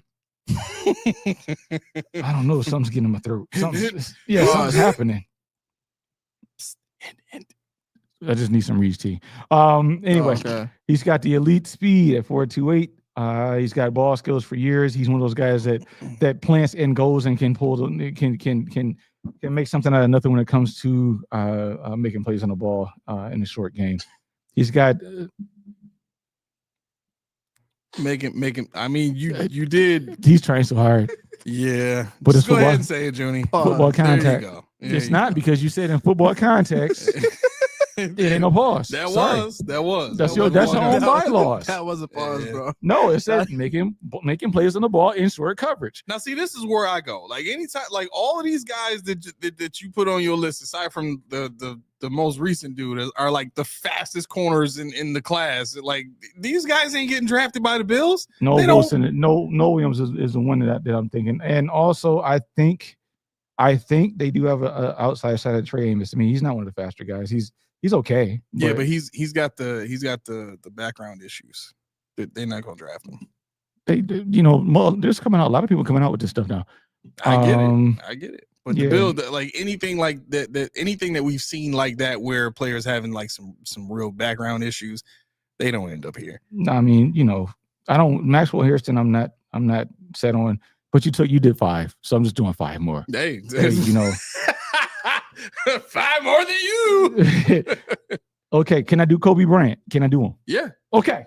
I just want to make sure. No, go for it. Because you got. I wanted to hear about it. I was gonna scout him yesterday, but scout him. I was gonna do a review him yesterday, but I figured, because you mentioned it before. All right, you go ahead and do it. Okay, he's 6 feet 180, 4'5'3". Slow enough? Yeah. Okay, yeah. good. Arm length. He has a wingspan of 76 inches. Wait, how tall is he? 6 feet. Okay. Vertical jump 36, broad jump of 10 feet 2 inches, bench press 14.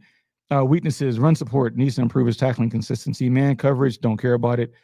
His frame at 180 pounds, he's relatively light. Don't care about that either because where there's a will, there's a way. Mm-hmm. What I will say about who we talking about, Kobe Bryant, zone coverage awareness. He excels in reading quarterbacks and anticipating routes. That makes him a perfect fit for the zone heavy schemes. Let's do this. Let's do this here. He's talking to me.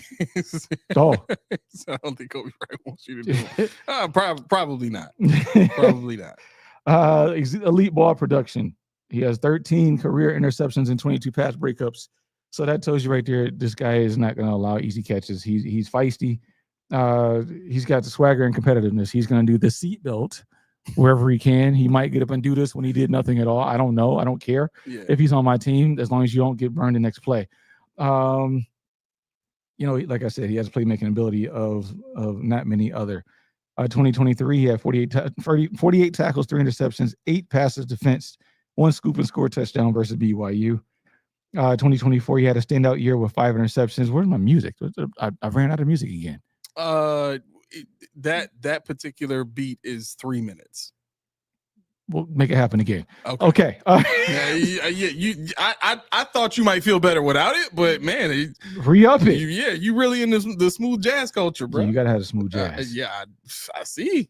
I see. Career totals over 47 games. He amassed 128 tackles, 13 interceptions, and 22 pass breakups, considering demonstrating consistent ball hawking ability. Should we go with his counterpart, Melo? No, you know what? Who else can we do? Justin Wally. Justin Wally is somebody that definitely the Bills could look at. 6th-round talent, 5'11" or 5'10", 190, ran a 4.4. He has immense. He was one of the best rated zone cornerbacks in the game last year in college. Wow. He excels on both man and zone coverage. Quick twitch, athleticism, fluid hips that allow him to mirror receivers effectively. Ball skills. His ability to track and disrupt the ball is evident by his 7 career interceptions and 27 pass breakups. He is a willing tackler in run support and is not afraid to make a stop when needed. He has 2,294 snaps. So that tells you everything that's happened has probably happened to him, and he has corrected it. If he hasn't, he might go get Kyer Elam's notebook, which I'm sure he left in Buffalo. The composition notebook. Just thumb through it real fast for anything that may be left behind. Size and length, that is a weakness. 5'10", which I don't really care about because you got Jabbar Muhammad, who's 5'8", who can play inside, outside. I won't talk about him, but if you like, I will. He's lacking in discipline, but that can be coached up with age and the ability to play against higher level talent in the NFL. He did have 19% tackle miss rate, so that does raise some red flags for me. Like I said, I have a 6th-round draft pick grade on him. Now I have to give some love to a small town school before we move on to our next exercise. Jordan Olaokun. He's top 5 in the nation out of Bowling Green in zone coverage. He has the adaptability to play man and zone, inside and outside. He has quickness, and he has the ability to read and react to plays as they happen in front of him, which makes him ideal for your zone coverage schemes. Now you talked about all the people that I pulled apart. All these guys are zone guys, so they may be fast, but they also play a defense that McDermott does not want to get out of. Jordan Olaokun, he, like I said, Bowling Green in 2023, 30 tackles, 4 interceptions, 6 passes defense, showcasing his ability to disrupt passing lanes. 2024 season, he improved with 35 tackles, 4 interceptions, 8 pass breakups. Career totals: 83 tackles, 8 interceptions, 2 defensive touchdowns. He's also played special teams, which he will have to do where he's going to be drafted. Versatility, he can play inside and outside, as I said before. Ball hawking ability and run support are his strengths. Press coverage, which we don't do a lot of. I hope we don't do a lot of bail. However, we're going to do, the zone coverage scheme. I don't really care that they signed the guy from where did he come from? The defensive assistant that runs from Jacksonville. Man. Yeah, I don't care that they signed him. This is still McDermott's defense, and he's going to be his own guy. Yeah, absolutely. Don't even read any more into that. A lot of Kunis, 5'11", 190, 4'6", cornerback. He had a 31-inch vertical, so he didn't test well at all. I have a 5th or 6th round draft pick on him. Bilal Kane, I will get to. Actually, you know what, Silas, I'll do a write-up on him later, but I wanted to get to some of the other the exercises I had for the guys at home. Anybody watching at home, you can join in. And I know Roy already put people in there. Did he put Tom Cuisino, or did he put Mark Gastineau? Who did he put? I don't even remember anymore. So do it again. Do what again? Roy put in a player for I think it was overdraft, or I forget which one he was putting him under. Silas said Bilal Cone. Thank you, Laura. Yeah, I'll do that one in a write up. I didn't look at him. So, do you want to do Bills misses in recent history and why, or do you want to do players you are wrong about? And this is I'm going to keep this to Bills. Or 10 players that you actually, I'll do this. I'll do 10 players I don't want the Bills to draft. Player 1, Maxwell Hairston. He's a combine darling. He's really nice in highlight reels. A good player. I don't want to watch him. I don't want to reach for him, and I see him going well ahead of where I'm comfortable taking him. Mm-hmm. If he's there at 62, sure, why not? But we have other needs that we need to address, and I don't think that he's going to really fulfill the need we have at the CB2, especially after we take Siobhan Ravel. Anyway, I have Walter Nolan. He's Ed Oliver-ish. He's smaller. He's lost a lot of weight. Mm-hmm. He was a big boy, self-proclaimed fat boy going into Ole Miss. Lost the weight, a lot of speed, lot of pass rush ability, but we're looking for a one tech. Walter Nolan's going to be somebody that's going to be going at 30. You probably have to trade up for him unless the draft board falls away. I don't see it falling. Now, what did I put here? How much of what he did, as I said before, was a product of the guys around him. Ivy, Umam Yellen, and Pegues. Now, do you want to take that risk? I don't want to take the risk and find out that it was a product of those guys when it could have been. You could have just taken Pegues later.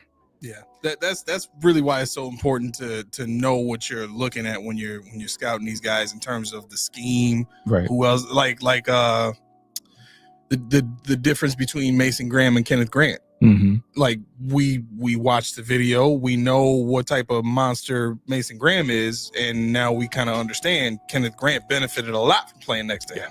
Even with all the athleticism that Kenneth Grant has, he's not actually a one tech. He was just forced to play that because Mason Graham was so good. Yep. But yeah. Trey Harris from Ole Miss. He has a lot of highlights.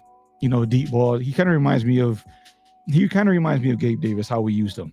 And just it's not a problem if that's what you're looking for. But when you have Keon Coleman, you need somebody to accentuate what he can't do. Right. And while Trey Harris does have a deep ball, Keon Coleman does too. He told us out of his own mouth when he was talking to Carmelo and them that they changed the offense when he was hurt, and it was working, so they weren't going to change it back. And that's why you saw the diminishing of the effectiveness of Keon Coleman.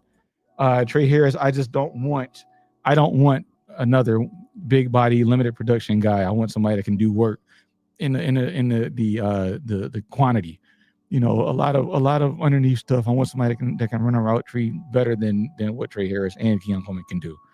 So for those reasons, I'll pass on Trey Harris. So for those reasons, I'm out. I'm out. Prince Umam Yellen, I took him completely off my board. Completely. He's gonna go probably mid second round at the latest. He's not sudden. He doesn't really have pass rush. He's more of a 3-4 linebacker. there's nothing that he does that's exciting. You know, it seems like he's always like last at the party, but he still gets the credit for the play. He racked up 11.5 sacks or 10.5 sacks last year, but still, that production wasn't all on his shoulders. As I just said with Walter Nolan, the product of everything around him. We're talking about Trey Amos for God's sakes. We just talked about a cornerback that we don't in Buffalo see as a team that says, you know what, our defensive line can make the cornerbacks better. The cornerbacks can make the defense. They had both. So both played symbiotically with each other in order to make their defense effective. Darius Alexander, he's not a one tech. I think he's going to be overdrafted. He's a pass rusher. And I'm just not confident at 30 getting him. You know, in my mind, I'm starting to think about where can we trade back to. Yeah. You know, if we can trade back into the second, I know it's going to make for a boring draft show. But I think if we can get more picks in the top 100 and forget about those late picks, forget about 6th, 7th round, 4th, 6th, 7th round, and move up and get us 4 picks within the first 100, that's where you want to live.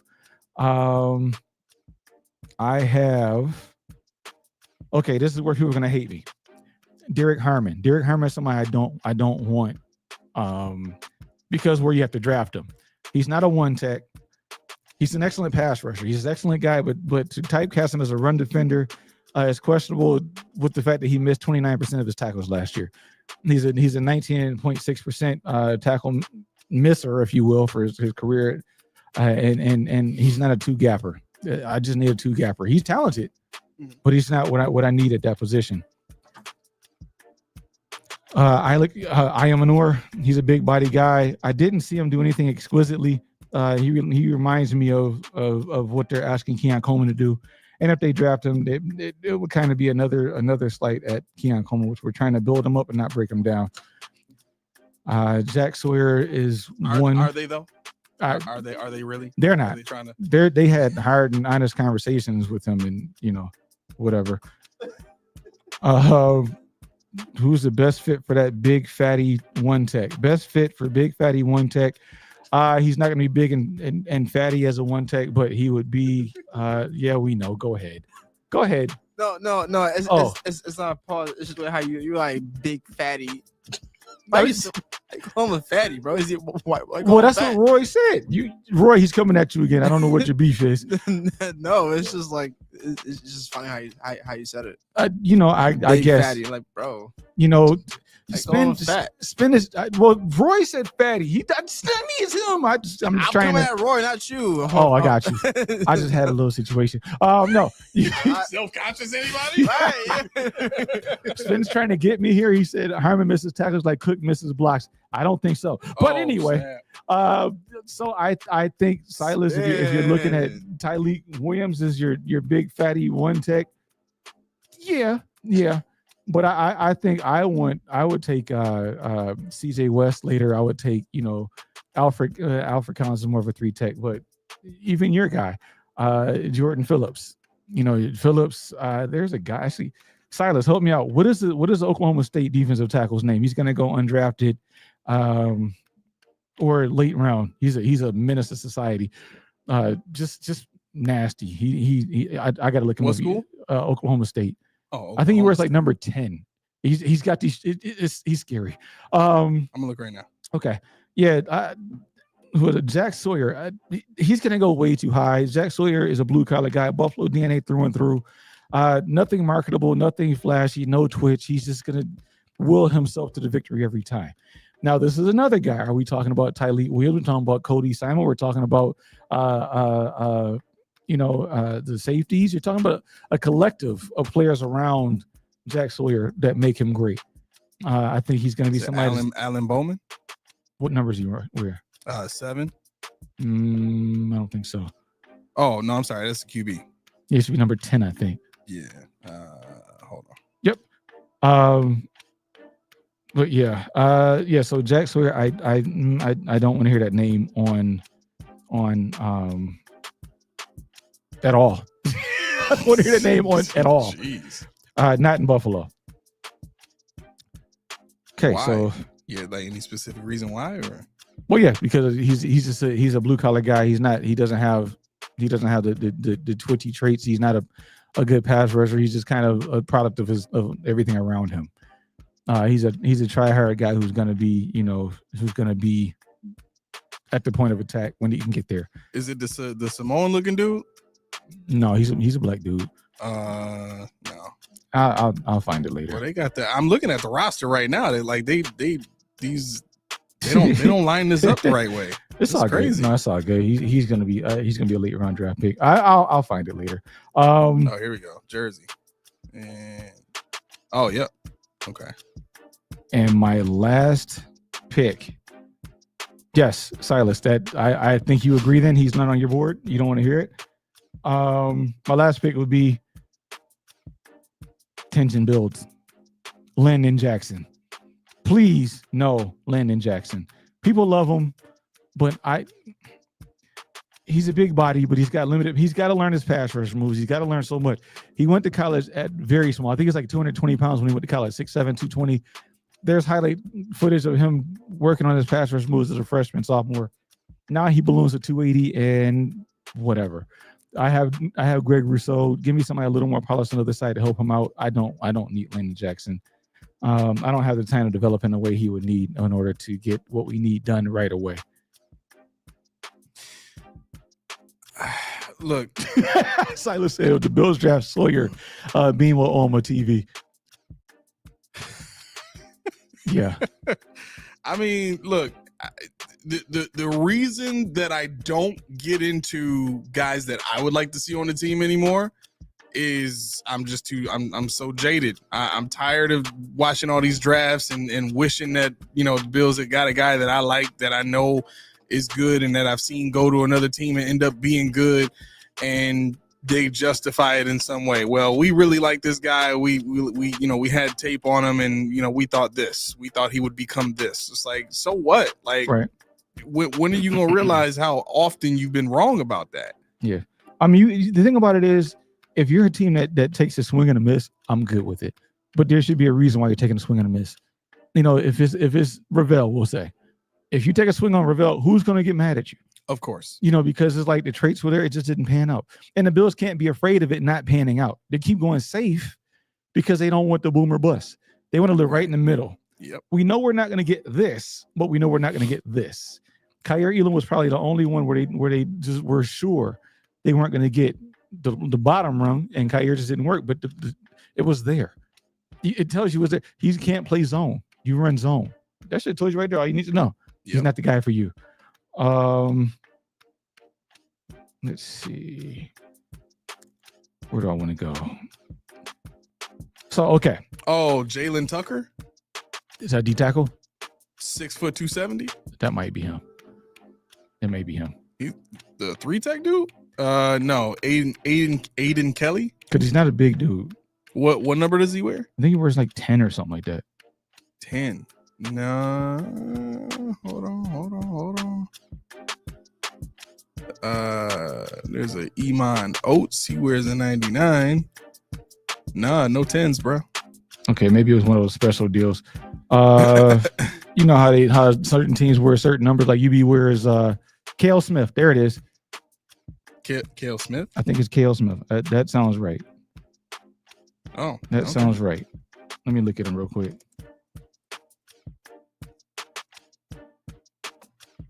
Good, because this is wrecking my brain. Like, they did not want to show me any of the defensive tackles on this Cowboy football website. That sounds right. Ridiculous. I know. He's make these websites so hard to navigate. It's crazy. They just don't want you to be great. Are we gonna have time to go through the draft picks? Yeah, you tell me. I don't have. Okay, it's not him. Back to the drawing board. He's a cornerback. Oh, with the assessment of Beans drafting. Yes, we know Roy. We know. I'll have to get back to you, and I'll tweet it out. No, I'll put it on a post because I saw it and it popped in, and that was it. I don't want to use this notepad. Why would I do that? I don't even know what's in this notepad. Like, this is becoming a thing now. Like, Kair's note. Where is this man's notepad? You know Did he leave it behind? Did he? You know what's in a notepad? What?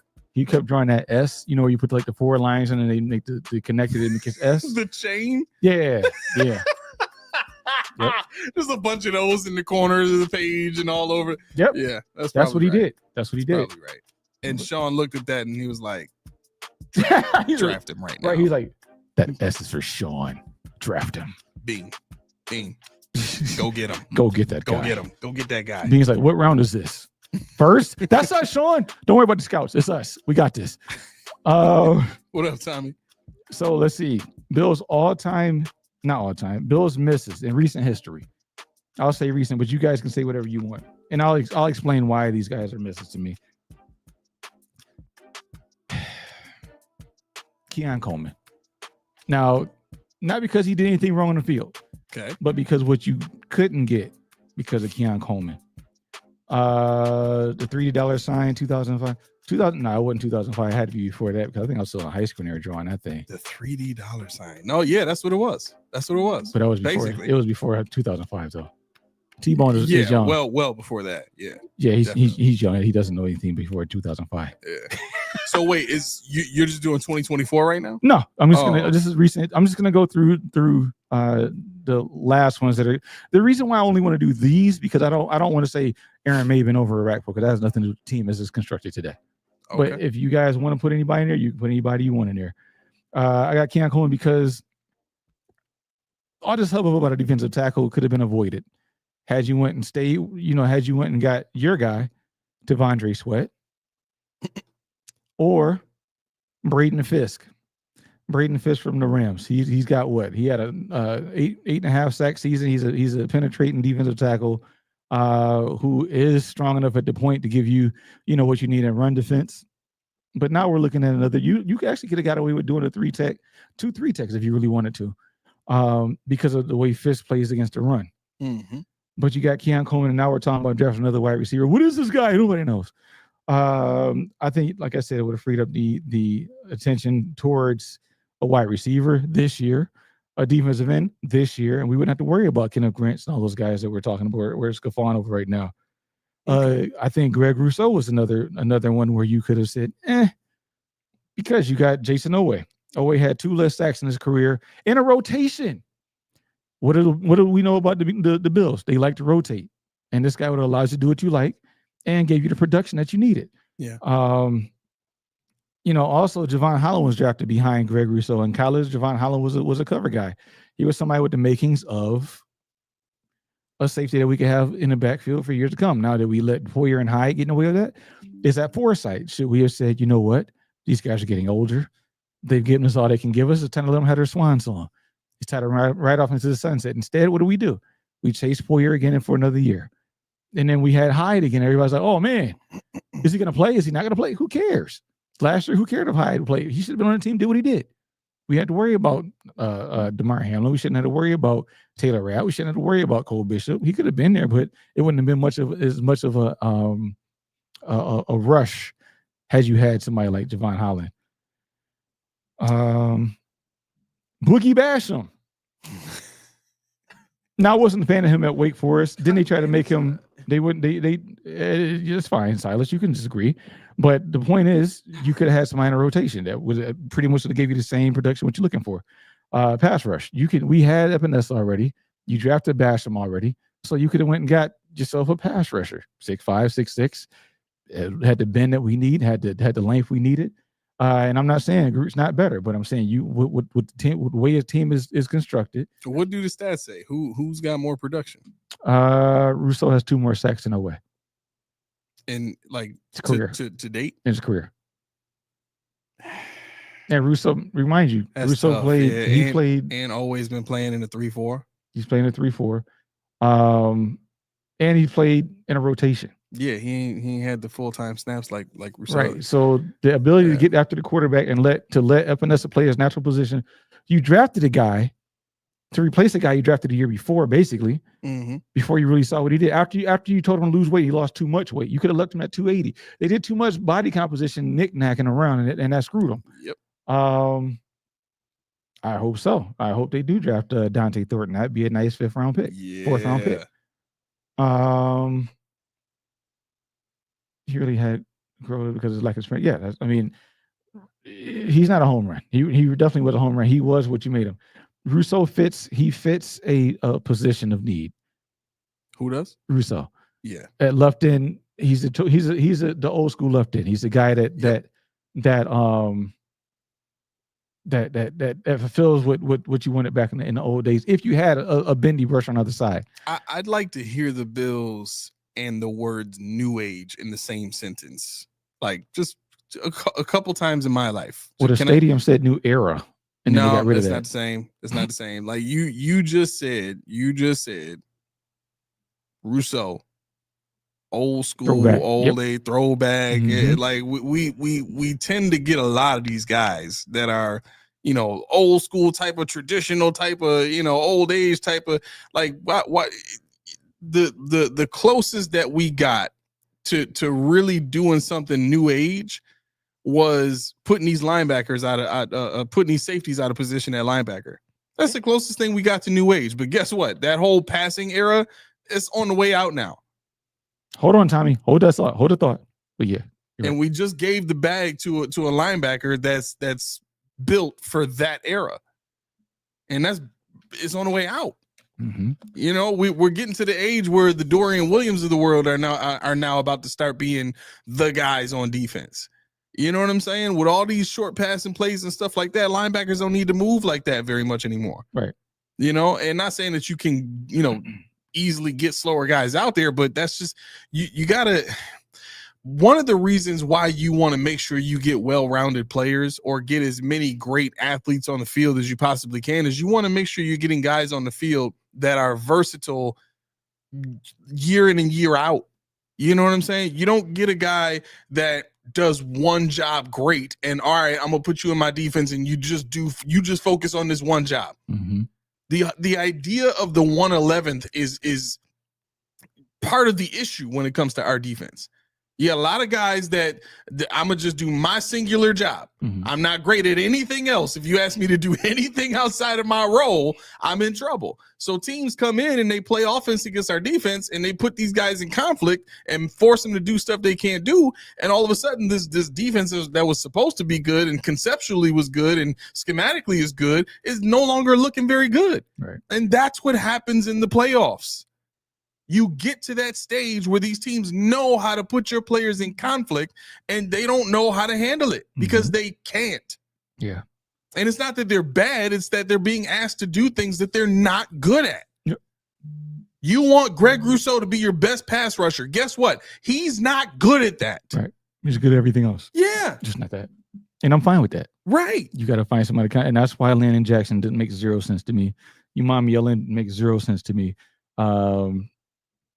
So I just don't think I don't think that those are the ways you need to go when you have a guy group, because when you sign them like that, you have to go ahead and get somebody who's going to complement. This is you've identified him as one of your cornerstones at this point. Yeah, because you invested a second contract into him.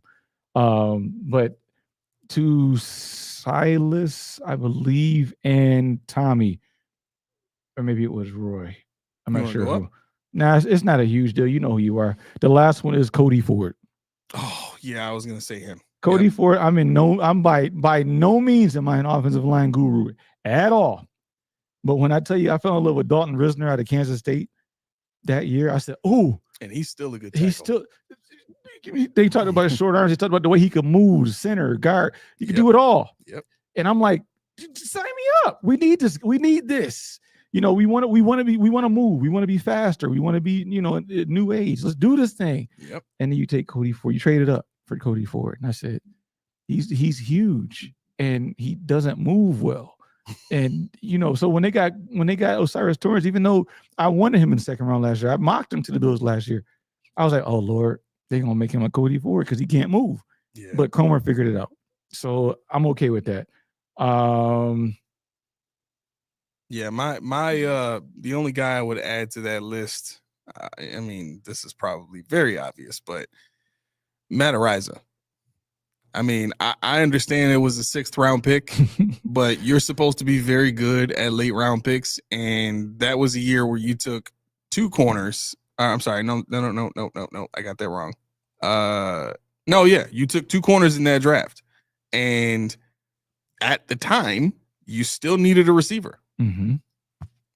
Like Gabe Davis was showing you at that point, he wasn't the dude. Yeah. And it took you 2 years before you addressed it. 2. I mean, we went through Justin Shorter in that experiment. That didn't work out great. And then we finally got Keon Coleman. Mm-hmm. I didn't realize Justin Shorter was only on the team that long. I thought it seemed like he was here for a long time. It did. It really did. I was like, that can't be right. Let me look this up. Yeah. But yeah, I mean, that experience was horrible for me. Justin Shorter obviously was a horrible experience for me. Boogie Basham, I never understood it. I never understood the double dip. I mean, unless you were planning on putting both these guys on the field at the same time, that made no sense whatsoever. Yeah, we just got up in the year before. Right. I mean, don't forget they double dipped the second time in that same draft with Brown and Doyle, the next 2 picks. Yeah. They thought they had it all figured out. Yeah. For me, look, the Dwayne Carter pick didn't make sense to me specifically for mm-hmm. what he was supposed to come in and do. Mm-hmm. I don't like the idea of drafting a player to come in when I already have a highly paid starter at that position. If I'm going to draft a guy that's supposed to come in and be a backup, I'm going to draft him in the later rounds when he has the traits and has the time to develop. That first, second, and third round pick, that's supposed to that's supposed to be a guy that comes in and contributes. Mm-hmm. And I get the Bills don't follow that mold. They are different in that way. Something that I've been asking them to do is, break away from these, tendencies that teams like to, just abide by as if it's law. But this is one of those things that they've decided to do with their draft picks that really doesn't make a lot of sense because it doesn't help their salary cap. Yeah. You know what I mean? I get the camaraderie. I get what it does for the locker room and making these guys earn it. Mm-hmm. But you're constantly putting yourself in a position now where these young guys are not developing because they're not in live bullets. Practice is never the same. And these guys are expected to show in practice that they can do in real game situations. And then when they get into a few real game situations and don't pop, they get sat back down, James Cook. Yep. Some of them do, some of them don't, right? Right. And the idea is to allow these guys time to get on the field and develop. One of the things that they told us about Kaiir Elam is you got to be patient with him. It's too much pressure on him, and we have, there's too high of an expectation on him. All this stuff. Why? Because everybody was used to the way that things used to be years and years ago when we were getting all these good corners and they come in and they start year one and they were decent. Or if they weren't, Stephon Gilmore, they were just in the wrong system. Right. And it showed. They would go somewhere else and they'd be great. Well, why is he great there? Oh, because they're doing what he's good at. Right. So and look. Yeah, I was going to, go ahead, I'm sorry. All due respect to Dwayne Carter, I don't think he should have been brought here. I think he would have been better served going to another team where he can get some playing time and develop, because there were some great things that we saw, but he's a 3-tech. Yeah. You know what I mean? And for him to come in and play behind Ed Oliver, like, where is he going to get a chance to play? And they're not the same player. Ed Oliver played the second, I believe, most snaps on the team, percentage-wise. So, Dwayne Carter, it was a wrong skill set, for what you're looking for. We know he's a run stuffer, supposedly. But his write-up was he didn't give you much in the pass the rest of the game. Yep. He was high effort, high energy, character guy, but he didn't have the size. He's another smaller guy. He wasn't fast like Ed Oliver. He doesn't have the pedigree that Ed Oliver had. And saying we got him in the third round, fine. But you could have did something different. You could have went and got, if you would have had Tavondre Sweat or somebody like that. Exactly. That's kind of my point. One last name really quick. Mm-hmm. And this leads me into a quick point that I want to make. Isaiah Hodgins. Not that he was the worst pick because he's not a good player, right? But he was the worst pick because you put this person in a position with the injuries to not have opportunities. Even when he came back healthy and he was tearing up preseason. You lost to who? Jake Kumerow. Right. Why? Because Kumerow plays special teams. Exactly. And then what happened? Kumerow got hurt. So and he missed the rest Hodgins of the went to season the Giants and did well. and became their number 2 receiver. Did very well. You know what I'm saying? For a while, before they got the kid out of LSU. Neighbors. Yeah, before they got Neighbors, like Hodgins was their best receiver on the He field. was turning into it, yeah. You know what I mean? So this is a guy you let out the door, and this leads me to my point, which is, I know we've exhausted the Cook thing, but you said something in the text message that I almost ranted over, bro, and I might have given you a mini rant over it. Everybody who's listening to us right now needs to miss me with the whole let James Cook play out his final season and then go from there. If you allow this guy to stay on this team and play meaningful snaps and put up anywhere near the production that he put up last year or the year before, his value is going to go up, and he will again be in a position to demand money that the Bills are not willing to pay. And then at that point, the Bills would have been in a position to get nothing for this player. And that is something, my friends, that we used to see happen in the drought all the time. I'm sick of it. That is one of those things I'm very scarred from, and I didn't realize it until you said it in the text message, but I do not want to see that happen. If it does, I will be livid, bro. I hear you. You said bro like 17 times in that text. I did. I was like, yo, he's going in. I was not having it. Not today. Right, he did too, dude. Yes, he did. He hasn't done anything. When he was there, he did. Yes, he did. He really did. Watch him? I guess not. I mean, if you want, I'll show you the all 22, man. Yeah, he actually wasn't that bad. Yeah, Carter, Tommy, no, not at all. Carter was not a McDermott pick. What are you talking about? No, he was a wrestler. That McDermott doesn't like wrestlers. He's a 4-year captain. He doesn't like 4-year captains. What are we talking about here? To the point, somebody brought up Tenuta. Not Tenuta, Ariza. The reason why I didn't like the Ariza pick, and it had nothing to do with him, it was about the concept of our offense. We just came off one of the most high-flying offenses we had. Yep. And we're getting a punter that couldn't accurately kick, which we knew. He didn't have a directional kick, and he didn't have any hang time. He didn't have any bonus air under the football, right? Hang time. Okay. Yeah, he didn't have no bonus air under the football as it descended into the receiver's hands. Hang time is one of those nondescript terms. It is, yeah, ambiguous. There you go. But yeah, no, I think with Ariza, what it did, if you look at the numbers, and you guys can debate me, but this is true. The Bills' average drive start was on the 32-yard line. They averaged 34 yards a drive, which gives you what? What is that? 64. So what is that? You're on a 46-yard line. Ariza, his claim to fame was what? He kicks the ball 80 yards, very far. Where is he kicking the ball? Out of the stadium? I didn't need that. So my thing was, give me the noodle leg. Wait till you see this Buffalo. Right. Kicks it out of the stadium every time. Line drive. Him and Josh are like doing a punt, pass, kick competition and whatnot. Who can throw, kick it? But I mean, the thing was, it was okay. He was fine, but not for the Bills. Yeah. He needed to be on a team that had no offense. Yeah, because he has to flip the field on his own. We didn't need a. He would have been great on the Giants. There you go. I mean? You stuck at the 1-yard line, Matt.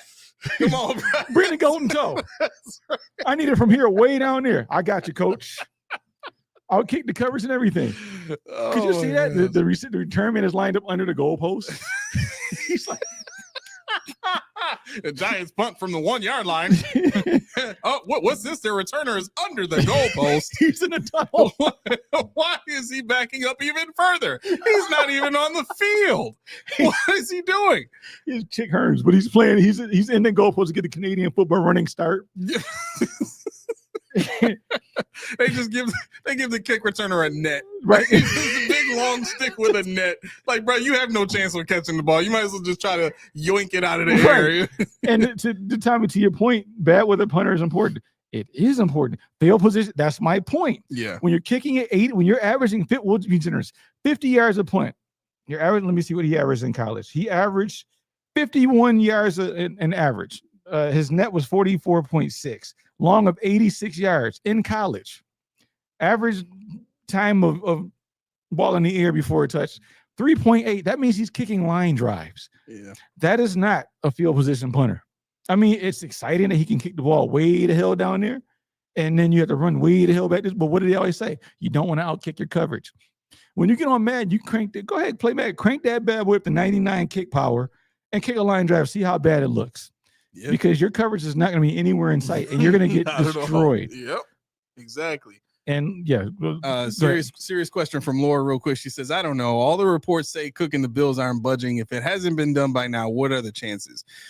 You know what? I'm not even saying continue to try to get a deal done. At this point, the man has sold his house. I mean, I talked to Damaris about it. Damaris is like, man, it's over. The man sold his house. It's over. Mm-hmm. So if it's at that point already where he sold his house and he's probably, leasing some place right now, just, with once they come back, he'll be leasing a place. It's really a situation of just get the best deal you can for Cook. I wouldn't even have bought a house in Buffalo on my rookie contract. Yeah, right. Because the uncertainty You there, never know. but that does tells you about his confidence. He knew he was going to come in here and do something, and he did. He did. But Hey, man, look, if you know you're at a standstill and you know you're entering this the last year of this guy's contract, you cannot let the season start and you not have a deal done with him, or you not have traded him away already. If they get past the draft and James Cook is still on this team and he hasn't been traded, and the season starts, I'm telling you, I'm going to lose it. You are losing a top 10 running back for nothing. You would essentially look just like the Giants did, because as bad as Saquon Barkley was playing with that offensive line and all that, he was still a top 10 back, and he got to the Eagles and became the number 1 overall back. Yeah, no, Tommy, I don't think we're sleeping on Ray Davis. I mean, he's good. He's good. We know he's good, but he doesn't have the playmaking ability that James Cook does. He's not. He and this is not being funny. I know what kind of running back you like, and Ray Davis is your kind of running back. The thumper kind of like the Ray Davis is my kind of running back. I Well, like him. Well, I mean, in terms of and this is not being funny. Tommy like Devin Singletary. So that tells you he likes the tough nose, the lower ground, center gravity, a banger kind of guy. Whereas I like the guy that can hit a hole and hit a second gear right away. And I think that's the difference. Ray Davis doesn't have that ability, but Ray Davis does have the ability to be a starter, especially in Dayball's offense. Now, had he been in Dayball's offense with Josh Allen, he'd have had a ball. But I just don't think. I don't think Cook isn't dynamic enough for Tommy. Maybe Jesus. Try Jesus. I don't know. But yeah, I think you be changing the dynamic of the offense when you go from Ray Davis to James Cook. And everybody points to the Jets game with Ray Davis, but you got to remember, nobody planned for Ray Davis when they played the Jets. That's huge. That's huge. Everybody planned for James Cook. People were designing their defense to take him away sometimes. If you look at our run, we were, I think, number 2 in the league in runs against stacked boxes. Yeah. With 28, 29% of our run plays were against stacked boxes. That's a testament to the wide receivers, but it's also a testament to the fact defenses knew if we can stop those two guys, we have a shot. Now what the Bills have to do to counteract that is get somebody on the outside that actually can go and catch the ball. Dante Thornton, rather. I'm sorry. But yeah, no. Okay, Tommy, you tell me who you like.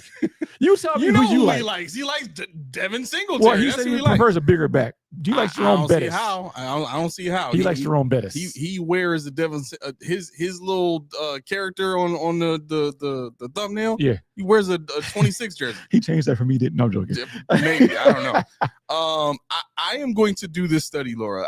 The only thing I want to know from you is what, in your mind, because my mind immediately is going to go to, the thresholds of Pro Bowl, All Pro, where these players rank, in terms of their position against all the other players at that position in the league.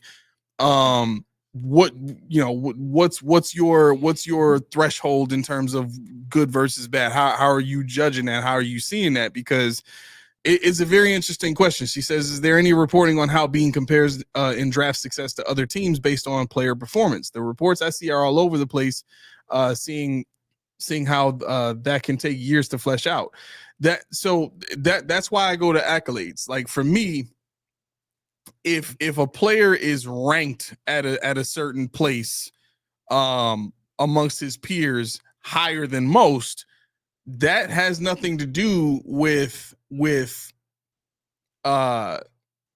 needing to see a full body of work. You know what I'm saying? It's the same thing as saying, okay, well, Josh has one MVP.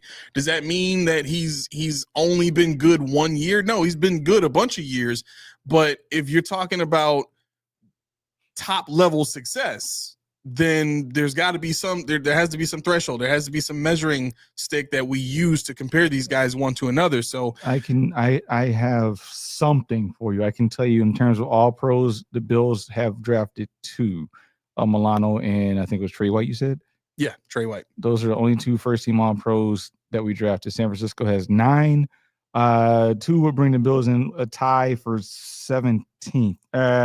Yeah, tie for at we'll say 17th with who?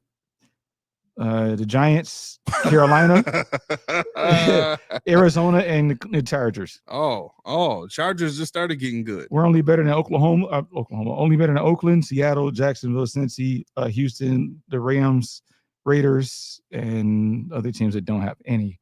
The Rams have a Super Bowl. Well, yeah. What I'm saying, we'll do drafting though. Yeah. Because the Rams paid for that Super Bowl. Well, that's true too. Yeah. So, Pro Bowls. If you're looking at some of Pro Bowls, I have, and tell me if this is a waste of your time, Laura. But I know you like your spreadsheets, and I actually did build this for. Said I'm gonna have to hit you in the comments. You know I'm long-winded.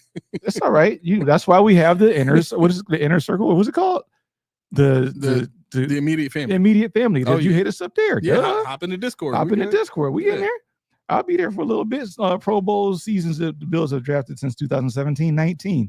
That ranks as 3rd. This is based on. Let me see what we have here. This is based on first teams. I kind of feel that way too. Like I still want you to go through the list, but like that's part of the reason I didn't say Pro Bowls. Like for me, it's like all pros. Yeah, no, all pros and or did I say a Pro Bowls? No, this is another one I have. I don't really care about Pro Bowls. You can get it, but this is more so not alternates. If you get alternates, nobody cares about that. Yeah. Okay. So does it tell you the difference on there, or does it only say? Oh, okay, cool. All right, go ahead. So we have a bunch, but the thing about Pro Bowls, Deion Dawkins has a bunch of them. Josh Allen has a bunch of them. And now players that make the Super Bowl who should have been in the Pro Bowl don't go, and that means one of our players. Yeah. So it doesn't really work for us.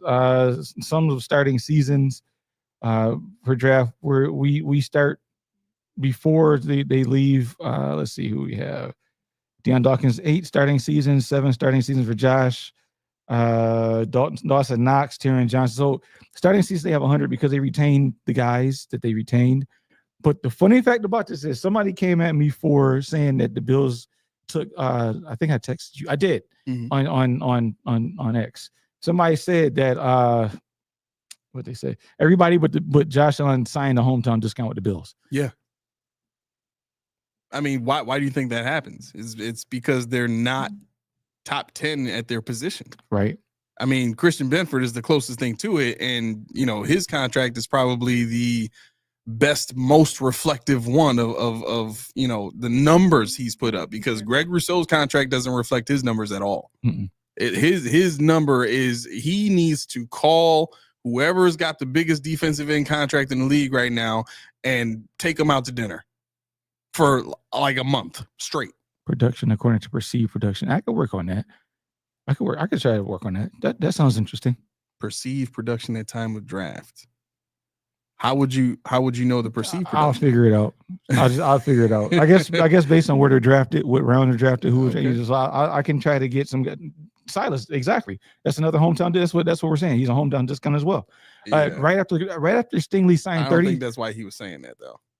Oh, he's trying to say Benford should be making more. I am too. You think he should make more? Yeah, I am too. I think it's a hometown discount. Absolutely. No. I'm not saying that I would have paid him more, but I'm saying his market value was more than 19 million. Stingley just got 30.5 per guaranteed. Benford is at like what? He had 76. What was it? 76. Benford would be like 9 or 10 on the list of top 10 corners. Maybe. I mean, subjectively, but the league is saying he's elite. If the league is saying he's elite, if the experts are saying he's elite, he's not getting paid elite money. So okay. right now, Sauce is not getting paid. Patrick Surtain is not getting paid. Stingley's the only one that's getting the bag for real right now. Right, and by all accounts, all the other good corners in the league are on their way out. I don't think I'm missing anybody. Yeah, I mean, by all accounts, Benford and Stingley are real close. Only difference between Stingley and Benford is was an interception. Stingley had like 7 interceptions this year, something like that. Mm-hmm. J.C. Horn got 25 mil. I definitely think Benford should have gotten in the 20s. He should have gotten to the lower 20s, 23 mil per, something like that, based on what the market was. To go 19.6 per season, that's a massive signing by Beane and McDermott, and that's not even his guaranteed money. So yeah, I think based on the market value, had you signed him before Stingley, sure, but I think that he should have been like, you know what, he made that, I want this. And I don't know what the rest of the league is saying. I'm not saying he should have set the market, but I think that 19 that was very team friendly. And there was reports that Cook is asking for 15 million, and the Bills are saying 7 to 8 million. That's all you need to know. 7 to 8 million. I would close the door too. I would sell my house. I'd go on Uncle Shay and tell him, give me some of that Poitiers and let me tell my story, because you're not going to do me like that. That's ridiculous. If they're offering 8 million for James Cook, that sucks. Yeah. That's a slap in my face. I mean, go ahead. Christian Benford's market value is 22.3 million. That's from Spotrac. Mm-hmm. Look, he's what, $3 million away from that, because he got. I would say if he was at 19 guaranteed, okay. Yeah, but I mean, what was it? Do they break it down yet? I think it was like 14 guaranteed. Oh, hold on, I got his contract right here. Yeah, it was a disparity because Stingley's at 30 million guaranteed and he's at 14. It was like over 10 million. All right, so his 2026 cap hit is 7.4 mil, and then 2027 it shoots up to 19, and then 2028 is 20, mm-hmm. and 2029 is 20 again, and then he's got a void year in 2030, and that's worth 2.4 million. Yeah, so I mean, it's not like they just played him, but he didn't get what he could have got. I mean, it's okay. So here we go. So the actual cash he's gonna get is 15 million next year. 15 the year after, so the guarantee is 15 mm-hmm. for the next 2 years, and then 16 the 2 years after that, 28 and 29. Yeah, and then you look at Stingley trying to make it like 38 and 28. Yeah, but look again, and this is part of the issue that I take with these contracts is we're looking at these players and how they play in our scheme and saying that because they do a few things here and there, or because they rank high, like that's cool. But again, the numbers they put up that dictate the amount of money that they can get for Benford is interceptions. It's not his PFF ranking. If he's going into a contract a dispute, they're going to look at what have you actually done. This is you said it, you hit it right on the head, and that's my contention for Cook. I don't much care as much about what he's worth on the open market as I am what you mean to my team, especially if I'm signing you for a contract that's 4 or 5 years down the line, because in Cook's case he's going to be 30 years old. Yep. At that point, who cares? Go ahead, do your thing. But when it comes to Benford, I wouldn't worry about interceptions as much. I know it's just going to set your head on fire, but for Benford, I'm more so worried about what is the quarterback rating against? What is the percentage of balls caught? While you're defending, what is your pass breakup? Are they throwing to you all the time? Are they throwing to Russell Douglas, whoever's on that side? Yeah, because they suck or because you're just that good? And those are things I look at. And Benford to me is like he's quiet, But I mean, I like his celebration. I don't know what this is, but whatever. We get to see it for 4 more years at least. Just call me, right? Call me. I'm coming. You should have said call me. You should have show me the money. But anyway, and that reigns true for Cook, like you said. What does he mean for this team? I don't care what he means for the Arizona Cardinals. I'm paying him. Yeah. You saw what he did in Buffalo. So anybody tells me Saquon Barkley, I don't care. What Saquon Barkley do in Buffalo? What would he do in the 3-headed run by committee straight up the gap all the time with unimagination, with Josh Allen next to him? What would he do? What would Derrick Henry do? Yeah. So I don't get in the weeds about him versus him as opposed to what do you mean to us versus what is the percentage that the league is paying for their guys? Yeah. At 4%, it's not 15 mil, but it's 11.5. I did the math.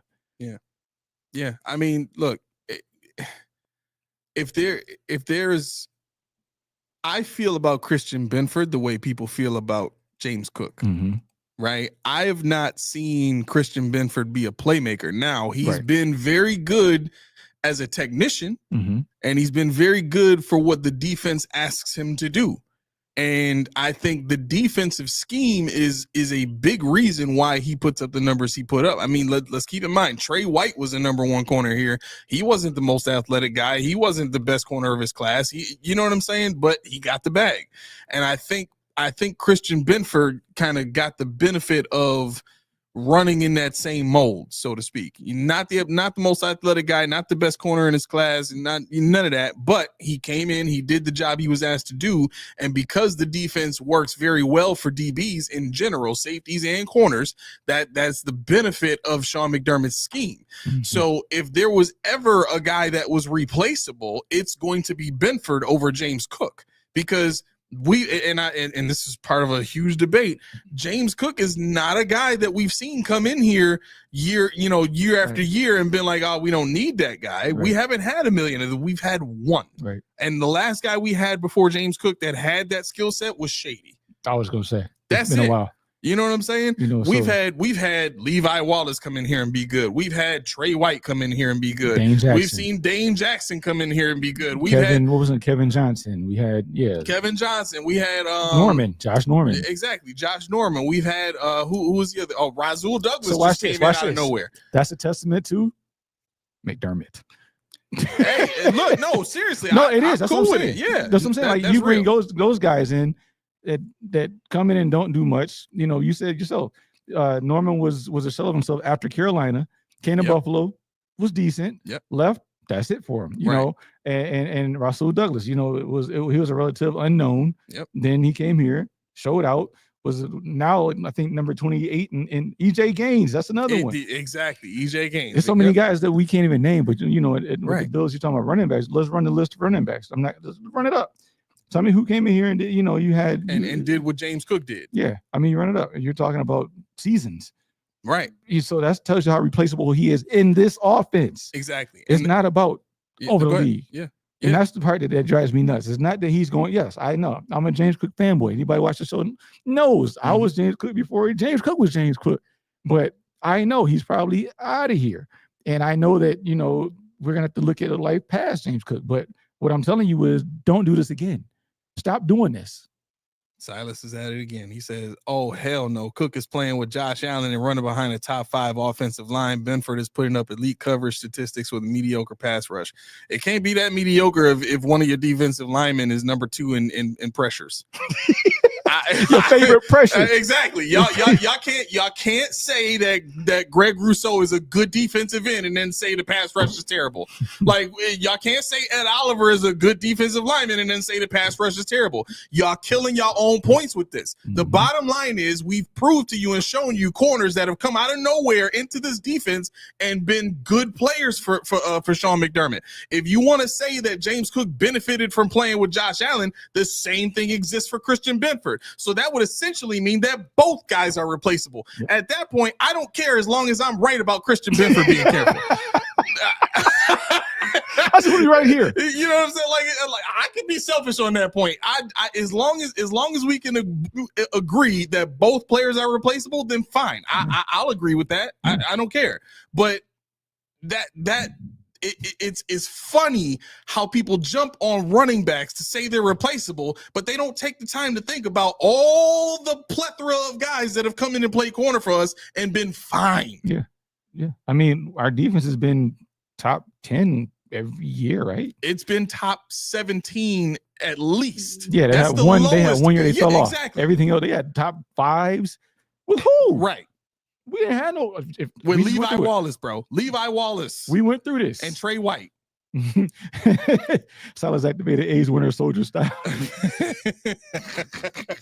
But yeah, Roy, that's what we're getting at. But don't most say replacing a running back is easier than replacing a cornerback? Well, fine. They both not on this team.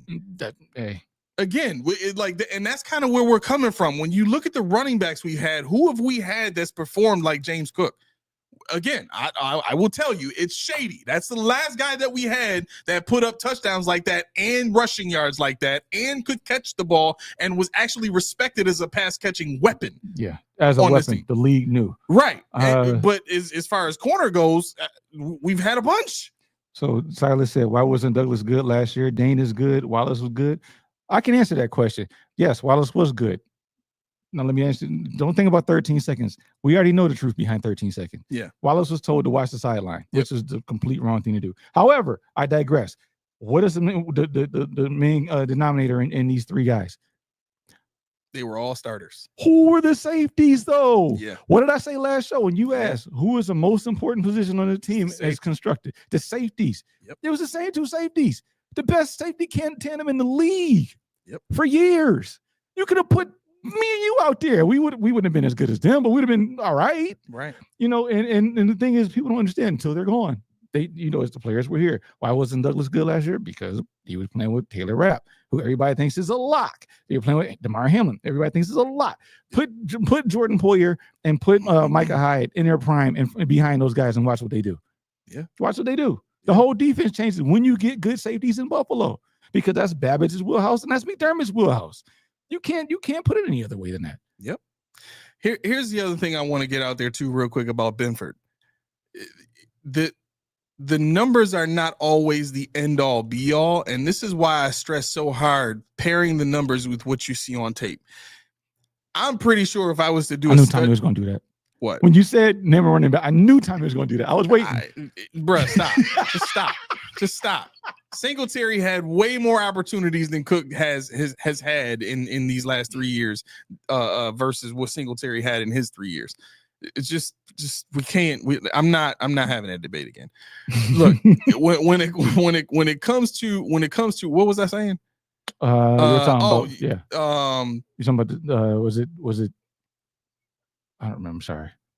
Talking about Christian Benford, right? Yeah. Is that what? Because we were talking about the safeties behind him and see, Tommy over here disrupting stuff. I know, messing up the whole flow. I know. Look, I think the idea of Christian Benford being a corner that's getting the big money makes Bills fans feel good, because every team wants to feel like they got that strong lockdown corner, right? But unfortunately, this team is designed to produce good secondary play. The scheme itself is designed for the coverage to produce pass rush, not the other way around. And that's the way the team is built. If you look at where the strengths have been on this team for Sean's entire tenure up until 2 years ago when Poyer and Hyde left, it's been secondary strong, leads to or adds up to a decent pass rush or an effective pass rush that causes turnovers. Yep. Right. And the whole turnover differential thing has been more about the quarterbacks that they went against and the fact that they didn't turn the ball over really at all. I would question, what the average depth of target. I would question what are they targeted on the field. That's what I was trying to get to. Yeah, exactly. Because if you, I'm sure if we did a study, you'd find that teams were going at our linebackers more than not. They were going at the seams, or they were going at the side opposite Christian Benford. That doesn't mean that Christian Benford was locking this guy down. That just meant that teams didn't need to stress anywhere else if they could continuously go at certain areas of the field, and they could. When Dorian Williams was on the field getting the most snaps of his career as a Buffalo Bill because Milano was hurt, they went at him in the pass game. He needed to develop in that. And guess what? He got better at that as the season went on. Right. So they did that less. Rasul Douglas, a shell of himself from the year before. Of course I'm going after the slower, older corner. That doesn't mean that Christian Benford was elite. Right. And that's the point. That's the point. The numbers aren't everything. I don't know if this helps. I'm not sure. Tommy wants to speak the truth. So what's the difference with the carries and Cook's carries? Singletary has 672 yards in Buffalo in his 4 years, with Cook having 532 yards. 20. Yeah, 533 carries to 672. Rushing yardage 3151 for Singletary to 2638. Cook averaged 2.2 yards more than Singletary. He has 4 more touchdowns in less time than Singletary. He averages more yards of reception. Singletary has more receptions with about 90 more yards in yards. And Cook has 2 Pro Bowls if you want that. Now, what season are you looking at in particular, Tommy? I'm not sure.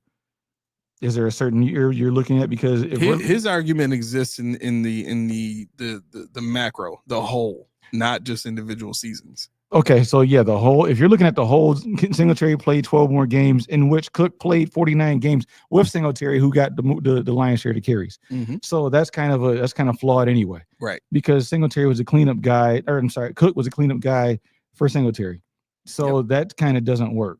But if you look at the years where Cook was there and Singletary wasn't, or Singletary was there when Cook wasn't, you would see a bigger disparity in years. And then people would say no because Singletary, because Cook had his experience already in year 2 and 3. Leave it alone. Just leave it alone. Yeah. He's a better guy. And if you're talking about offensive lines, why is that? No, see, here's the tricky part. Last season, we talked about the yards before contact with Cook. Mm-hmm. He had over 1,000 yards and 4, I think 2 or 4 rushing touchdowns. 1 or 2. Mm-hmm. Might have been 2 rushing touchdowns. 2. I think he had 2 his rookie season, 2 is last year, and then 16 this year. But last year, the Buffalo Bills offensive line had one of the worst yards before contact percentages in the league. Yeah, James Cook yard before contact in 22-24 versus Devin Singletary 2019-2022. Cook had 2.8 yards before contact, and Singletary 2.4 yards before contact. Yards after contact, James Cook 2.1 to Devin Singletary's 2.3. So he had 0.2 more yards after contact. I mean, that just means that I don't know what the offensive line has to do with the disparity. Well, they're saying that Cook is playing behind a better offensive line now. I mean, look, Josh, the offensive line improvement was gradual, but it was not drastic. This offensive line is not so much better than where they were before. I mean, Josh Allen is still the least sacked quarterback in the league. He was the least sacked quarterback back when the offensive line wasn't that great. Mm-hmm. I think the difference is there are a lot of older offensive linemen on their way out, and there are a lot of offensive line units that are just bad right now. I'm saying, what is much better? There I go with what? Your point was improving. I mean, look, again, this is Tommy's opinion. I'm gonna watch this show so you can tell me where I go. I am much better with Spencer Brown. Oh, much better Spencer Brown. Spencer Brown playing better is a big part of that, because when Spencer Brown first started off, he really wasn't that great, and then on top of that, you add on the injuries, and that made it even worse. You know why Cook got more yards before contact? Why? He has better vision. Exactly. That's what that means. He has better vision. He has better wiggle. I mean, here he goes. Oh my God! So he's not going to say pause. He's just going to start snickering. No, it's not pause, but this is what. Right. He's going to snicker on you. I'm just snicker on that, man. Yeah. All right. Fair enough. But yeah, that's kind of the point when it comes to the debate between, Singletary and Cook and Benford and whoever else. It's like, yeah, I get the overall statistics, but if you're really comparing players, you have to do such a deep dive into the tape. What does the tape say? How do these numbers match or not match what I'm seeing on the field? What was the context of the play? Was it designed to happen the way that these numbers suggest? Was this player supposed to get these yards, or did he create those on his own? These are all the factors that go into these debates and these arguments, and it doesn't seem like people are taking all of this stuff into consideration when they reach their conclusions. They go right to the stats and they say this guy has more yards than the other guy, so this guy is better. Yeah, I don't really understand it. I mean, what I don't understand here, we know Cook is the second, so what is there a derivative of that? He says second round pick is Cook, Singletary third. What does that mean? It just means that tells you right there he's a better player. He got drafted first. Cook's supposed to be better. No, so you're telling me Kaiir Elam was supposed to be better than all the other cornerbacks because he was drafted in the first round? It's just where he fell. Yep. Just because he got drafted doesn't mean anything. Yeah, tell Christian Benford that. Yeah, I mean, yeah, he's supposed to be better, but what does that mean? He got drafted. He was the second or third last pick of the second round. Yeah. Devin Singletary was third round. Which one of those two players do defenses account for when they play? Did they play? Did they account? Did they care where Devin Singletary was at all times? No. I bet the Bills could play with the linebackers more if they move Cook around more. They put him in the slot. They would need to know where he is. Singletary, nobody cared. He was just an auxiliary piece. And I'm not saying Cook is great. Let's put it like this. He's great. I didn't say he was the best of all time. I didn't say he was a top 3. But in our offense, yeah. But Tommy, see, this is part of the reason I didn't want to get into this debate because I completely exhausted this in the chat the other day. Last show, I was done with James Cook. I'm not going to keep going back and forth on this. Like Tommy's mind is James Cook has to be perfect, like absolutely perfect in every way in order to get 15 million. I'm not even saying James Cook has to be perfect. He just has to be the best, the second best weapon on our offense. Josh is number 1. James Cook is number 2. Mm-hmm. Who else on this team could you count on to go and make that play in the AFC Championship game when Cook scored that touchdown on 4th down? Mm-hmm. Like, who else are you calling? Who else's number are you calling at that point besides Josh?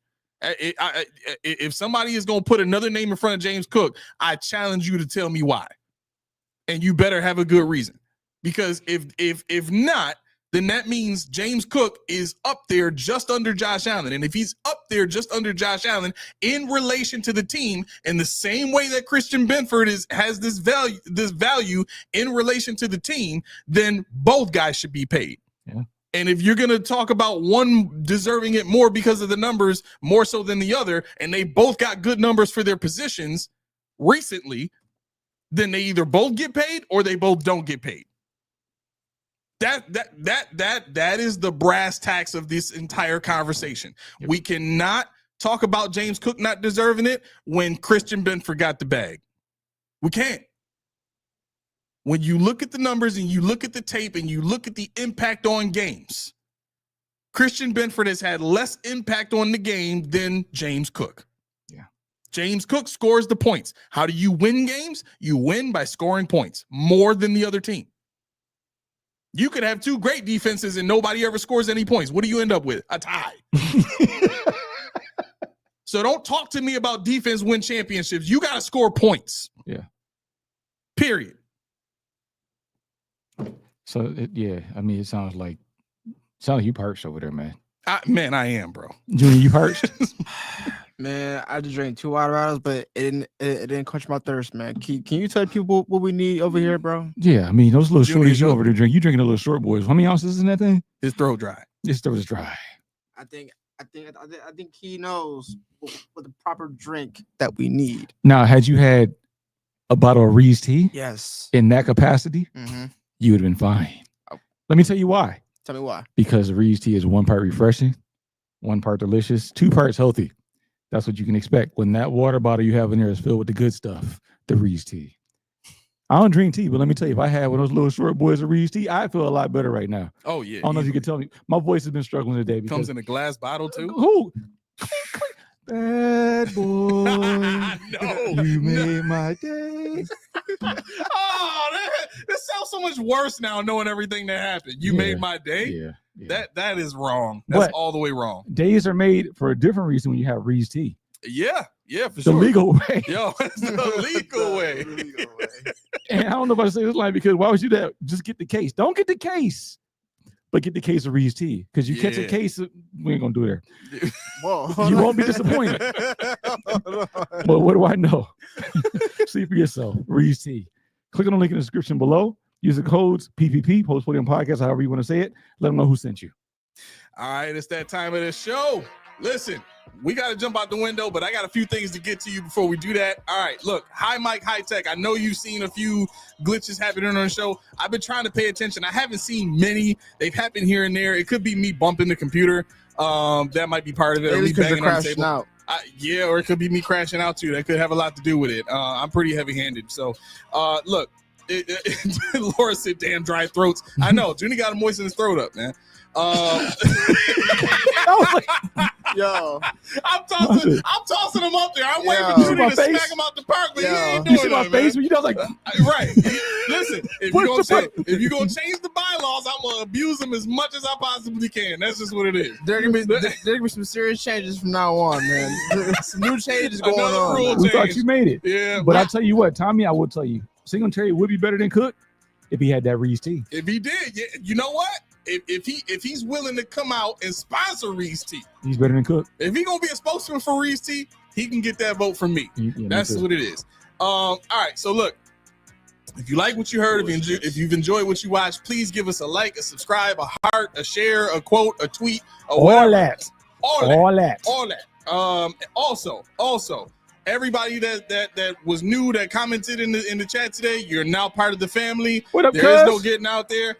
But we also have the immediate family. If you want to just be a little bit closer, you know what I'm saying? Just a little bit closer. You can do that by going to our YouTube channel and hitting that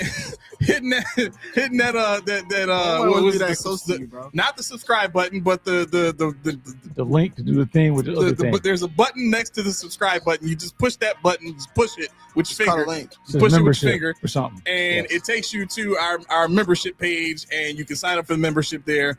I've actually been thinking about lowering the price of the memberships too.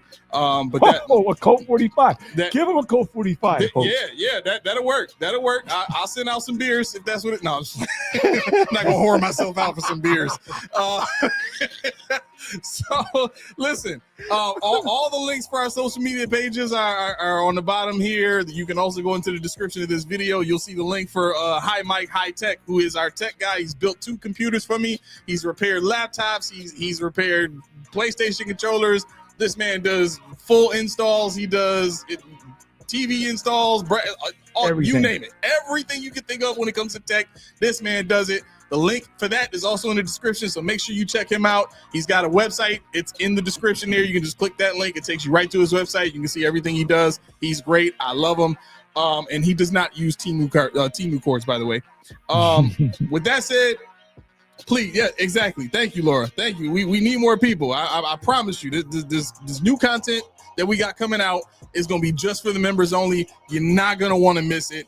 That's what's been making me think about decreasing the amount for the memberships, because I really want more people to get in on this and share that with us. But with that said, this has been the Post Podium Podcast, home of the all truth, no sodium takes. I have been your co-host, Aramis. This is 40 Key telling you to make that thing. Ring-a-ling-a-ling. Yeah, so Deuces. you can get notifications. This is AO producer. AO producer. We'll be back here Friday at what time? 5:30.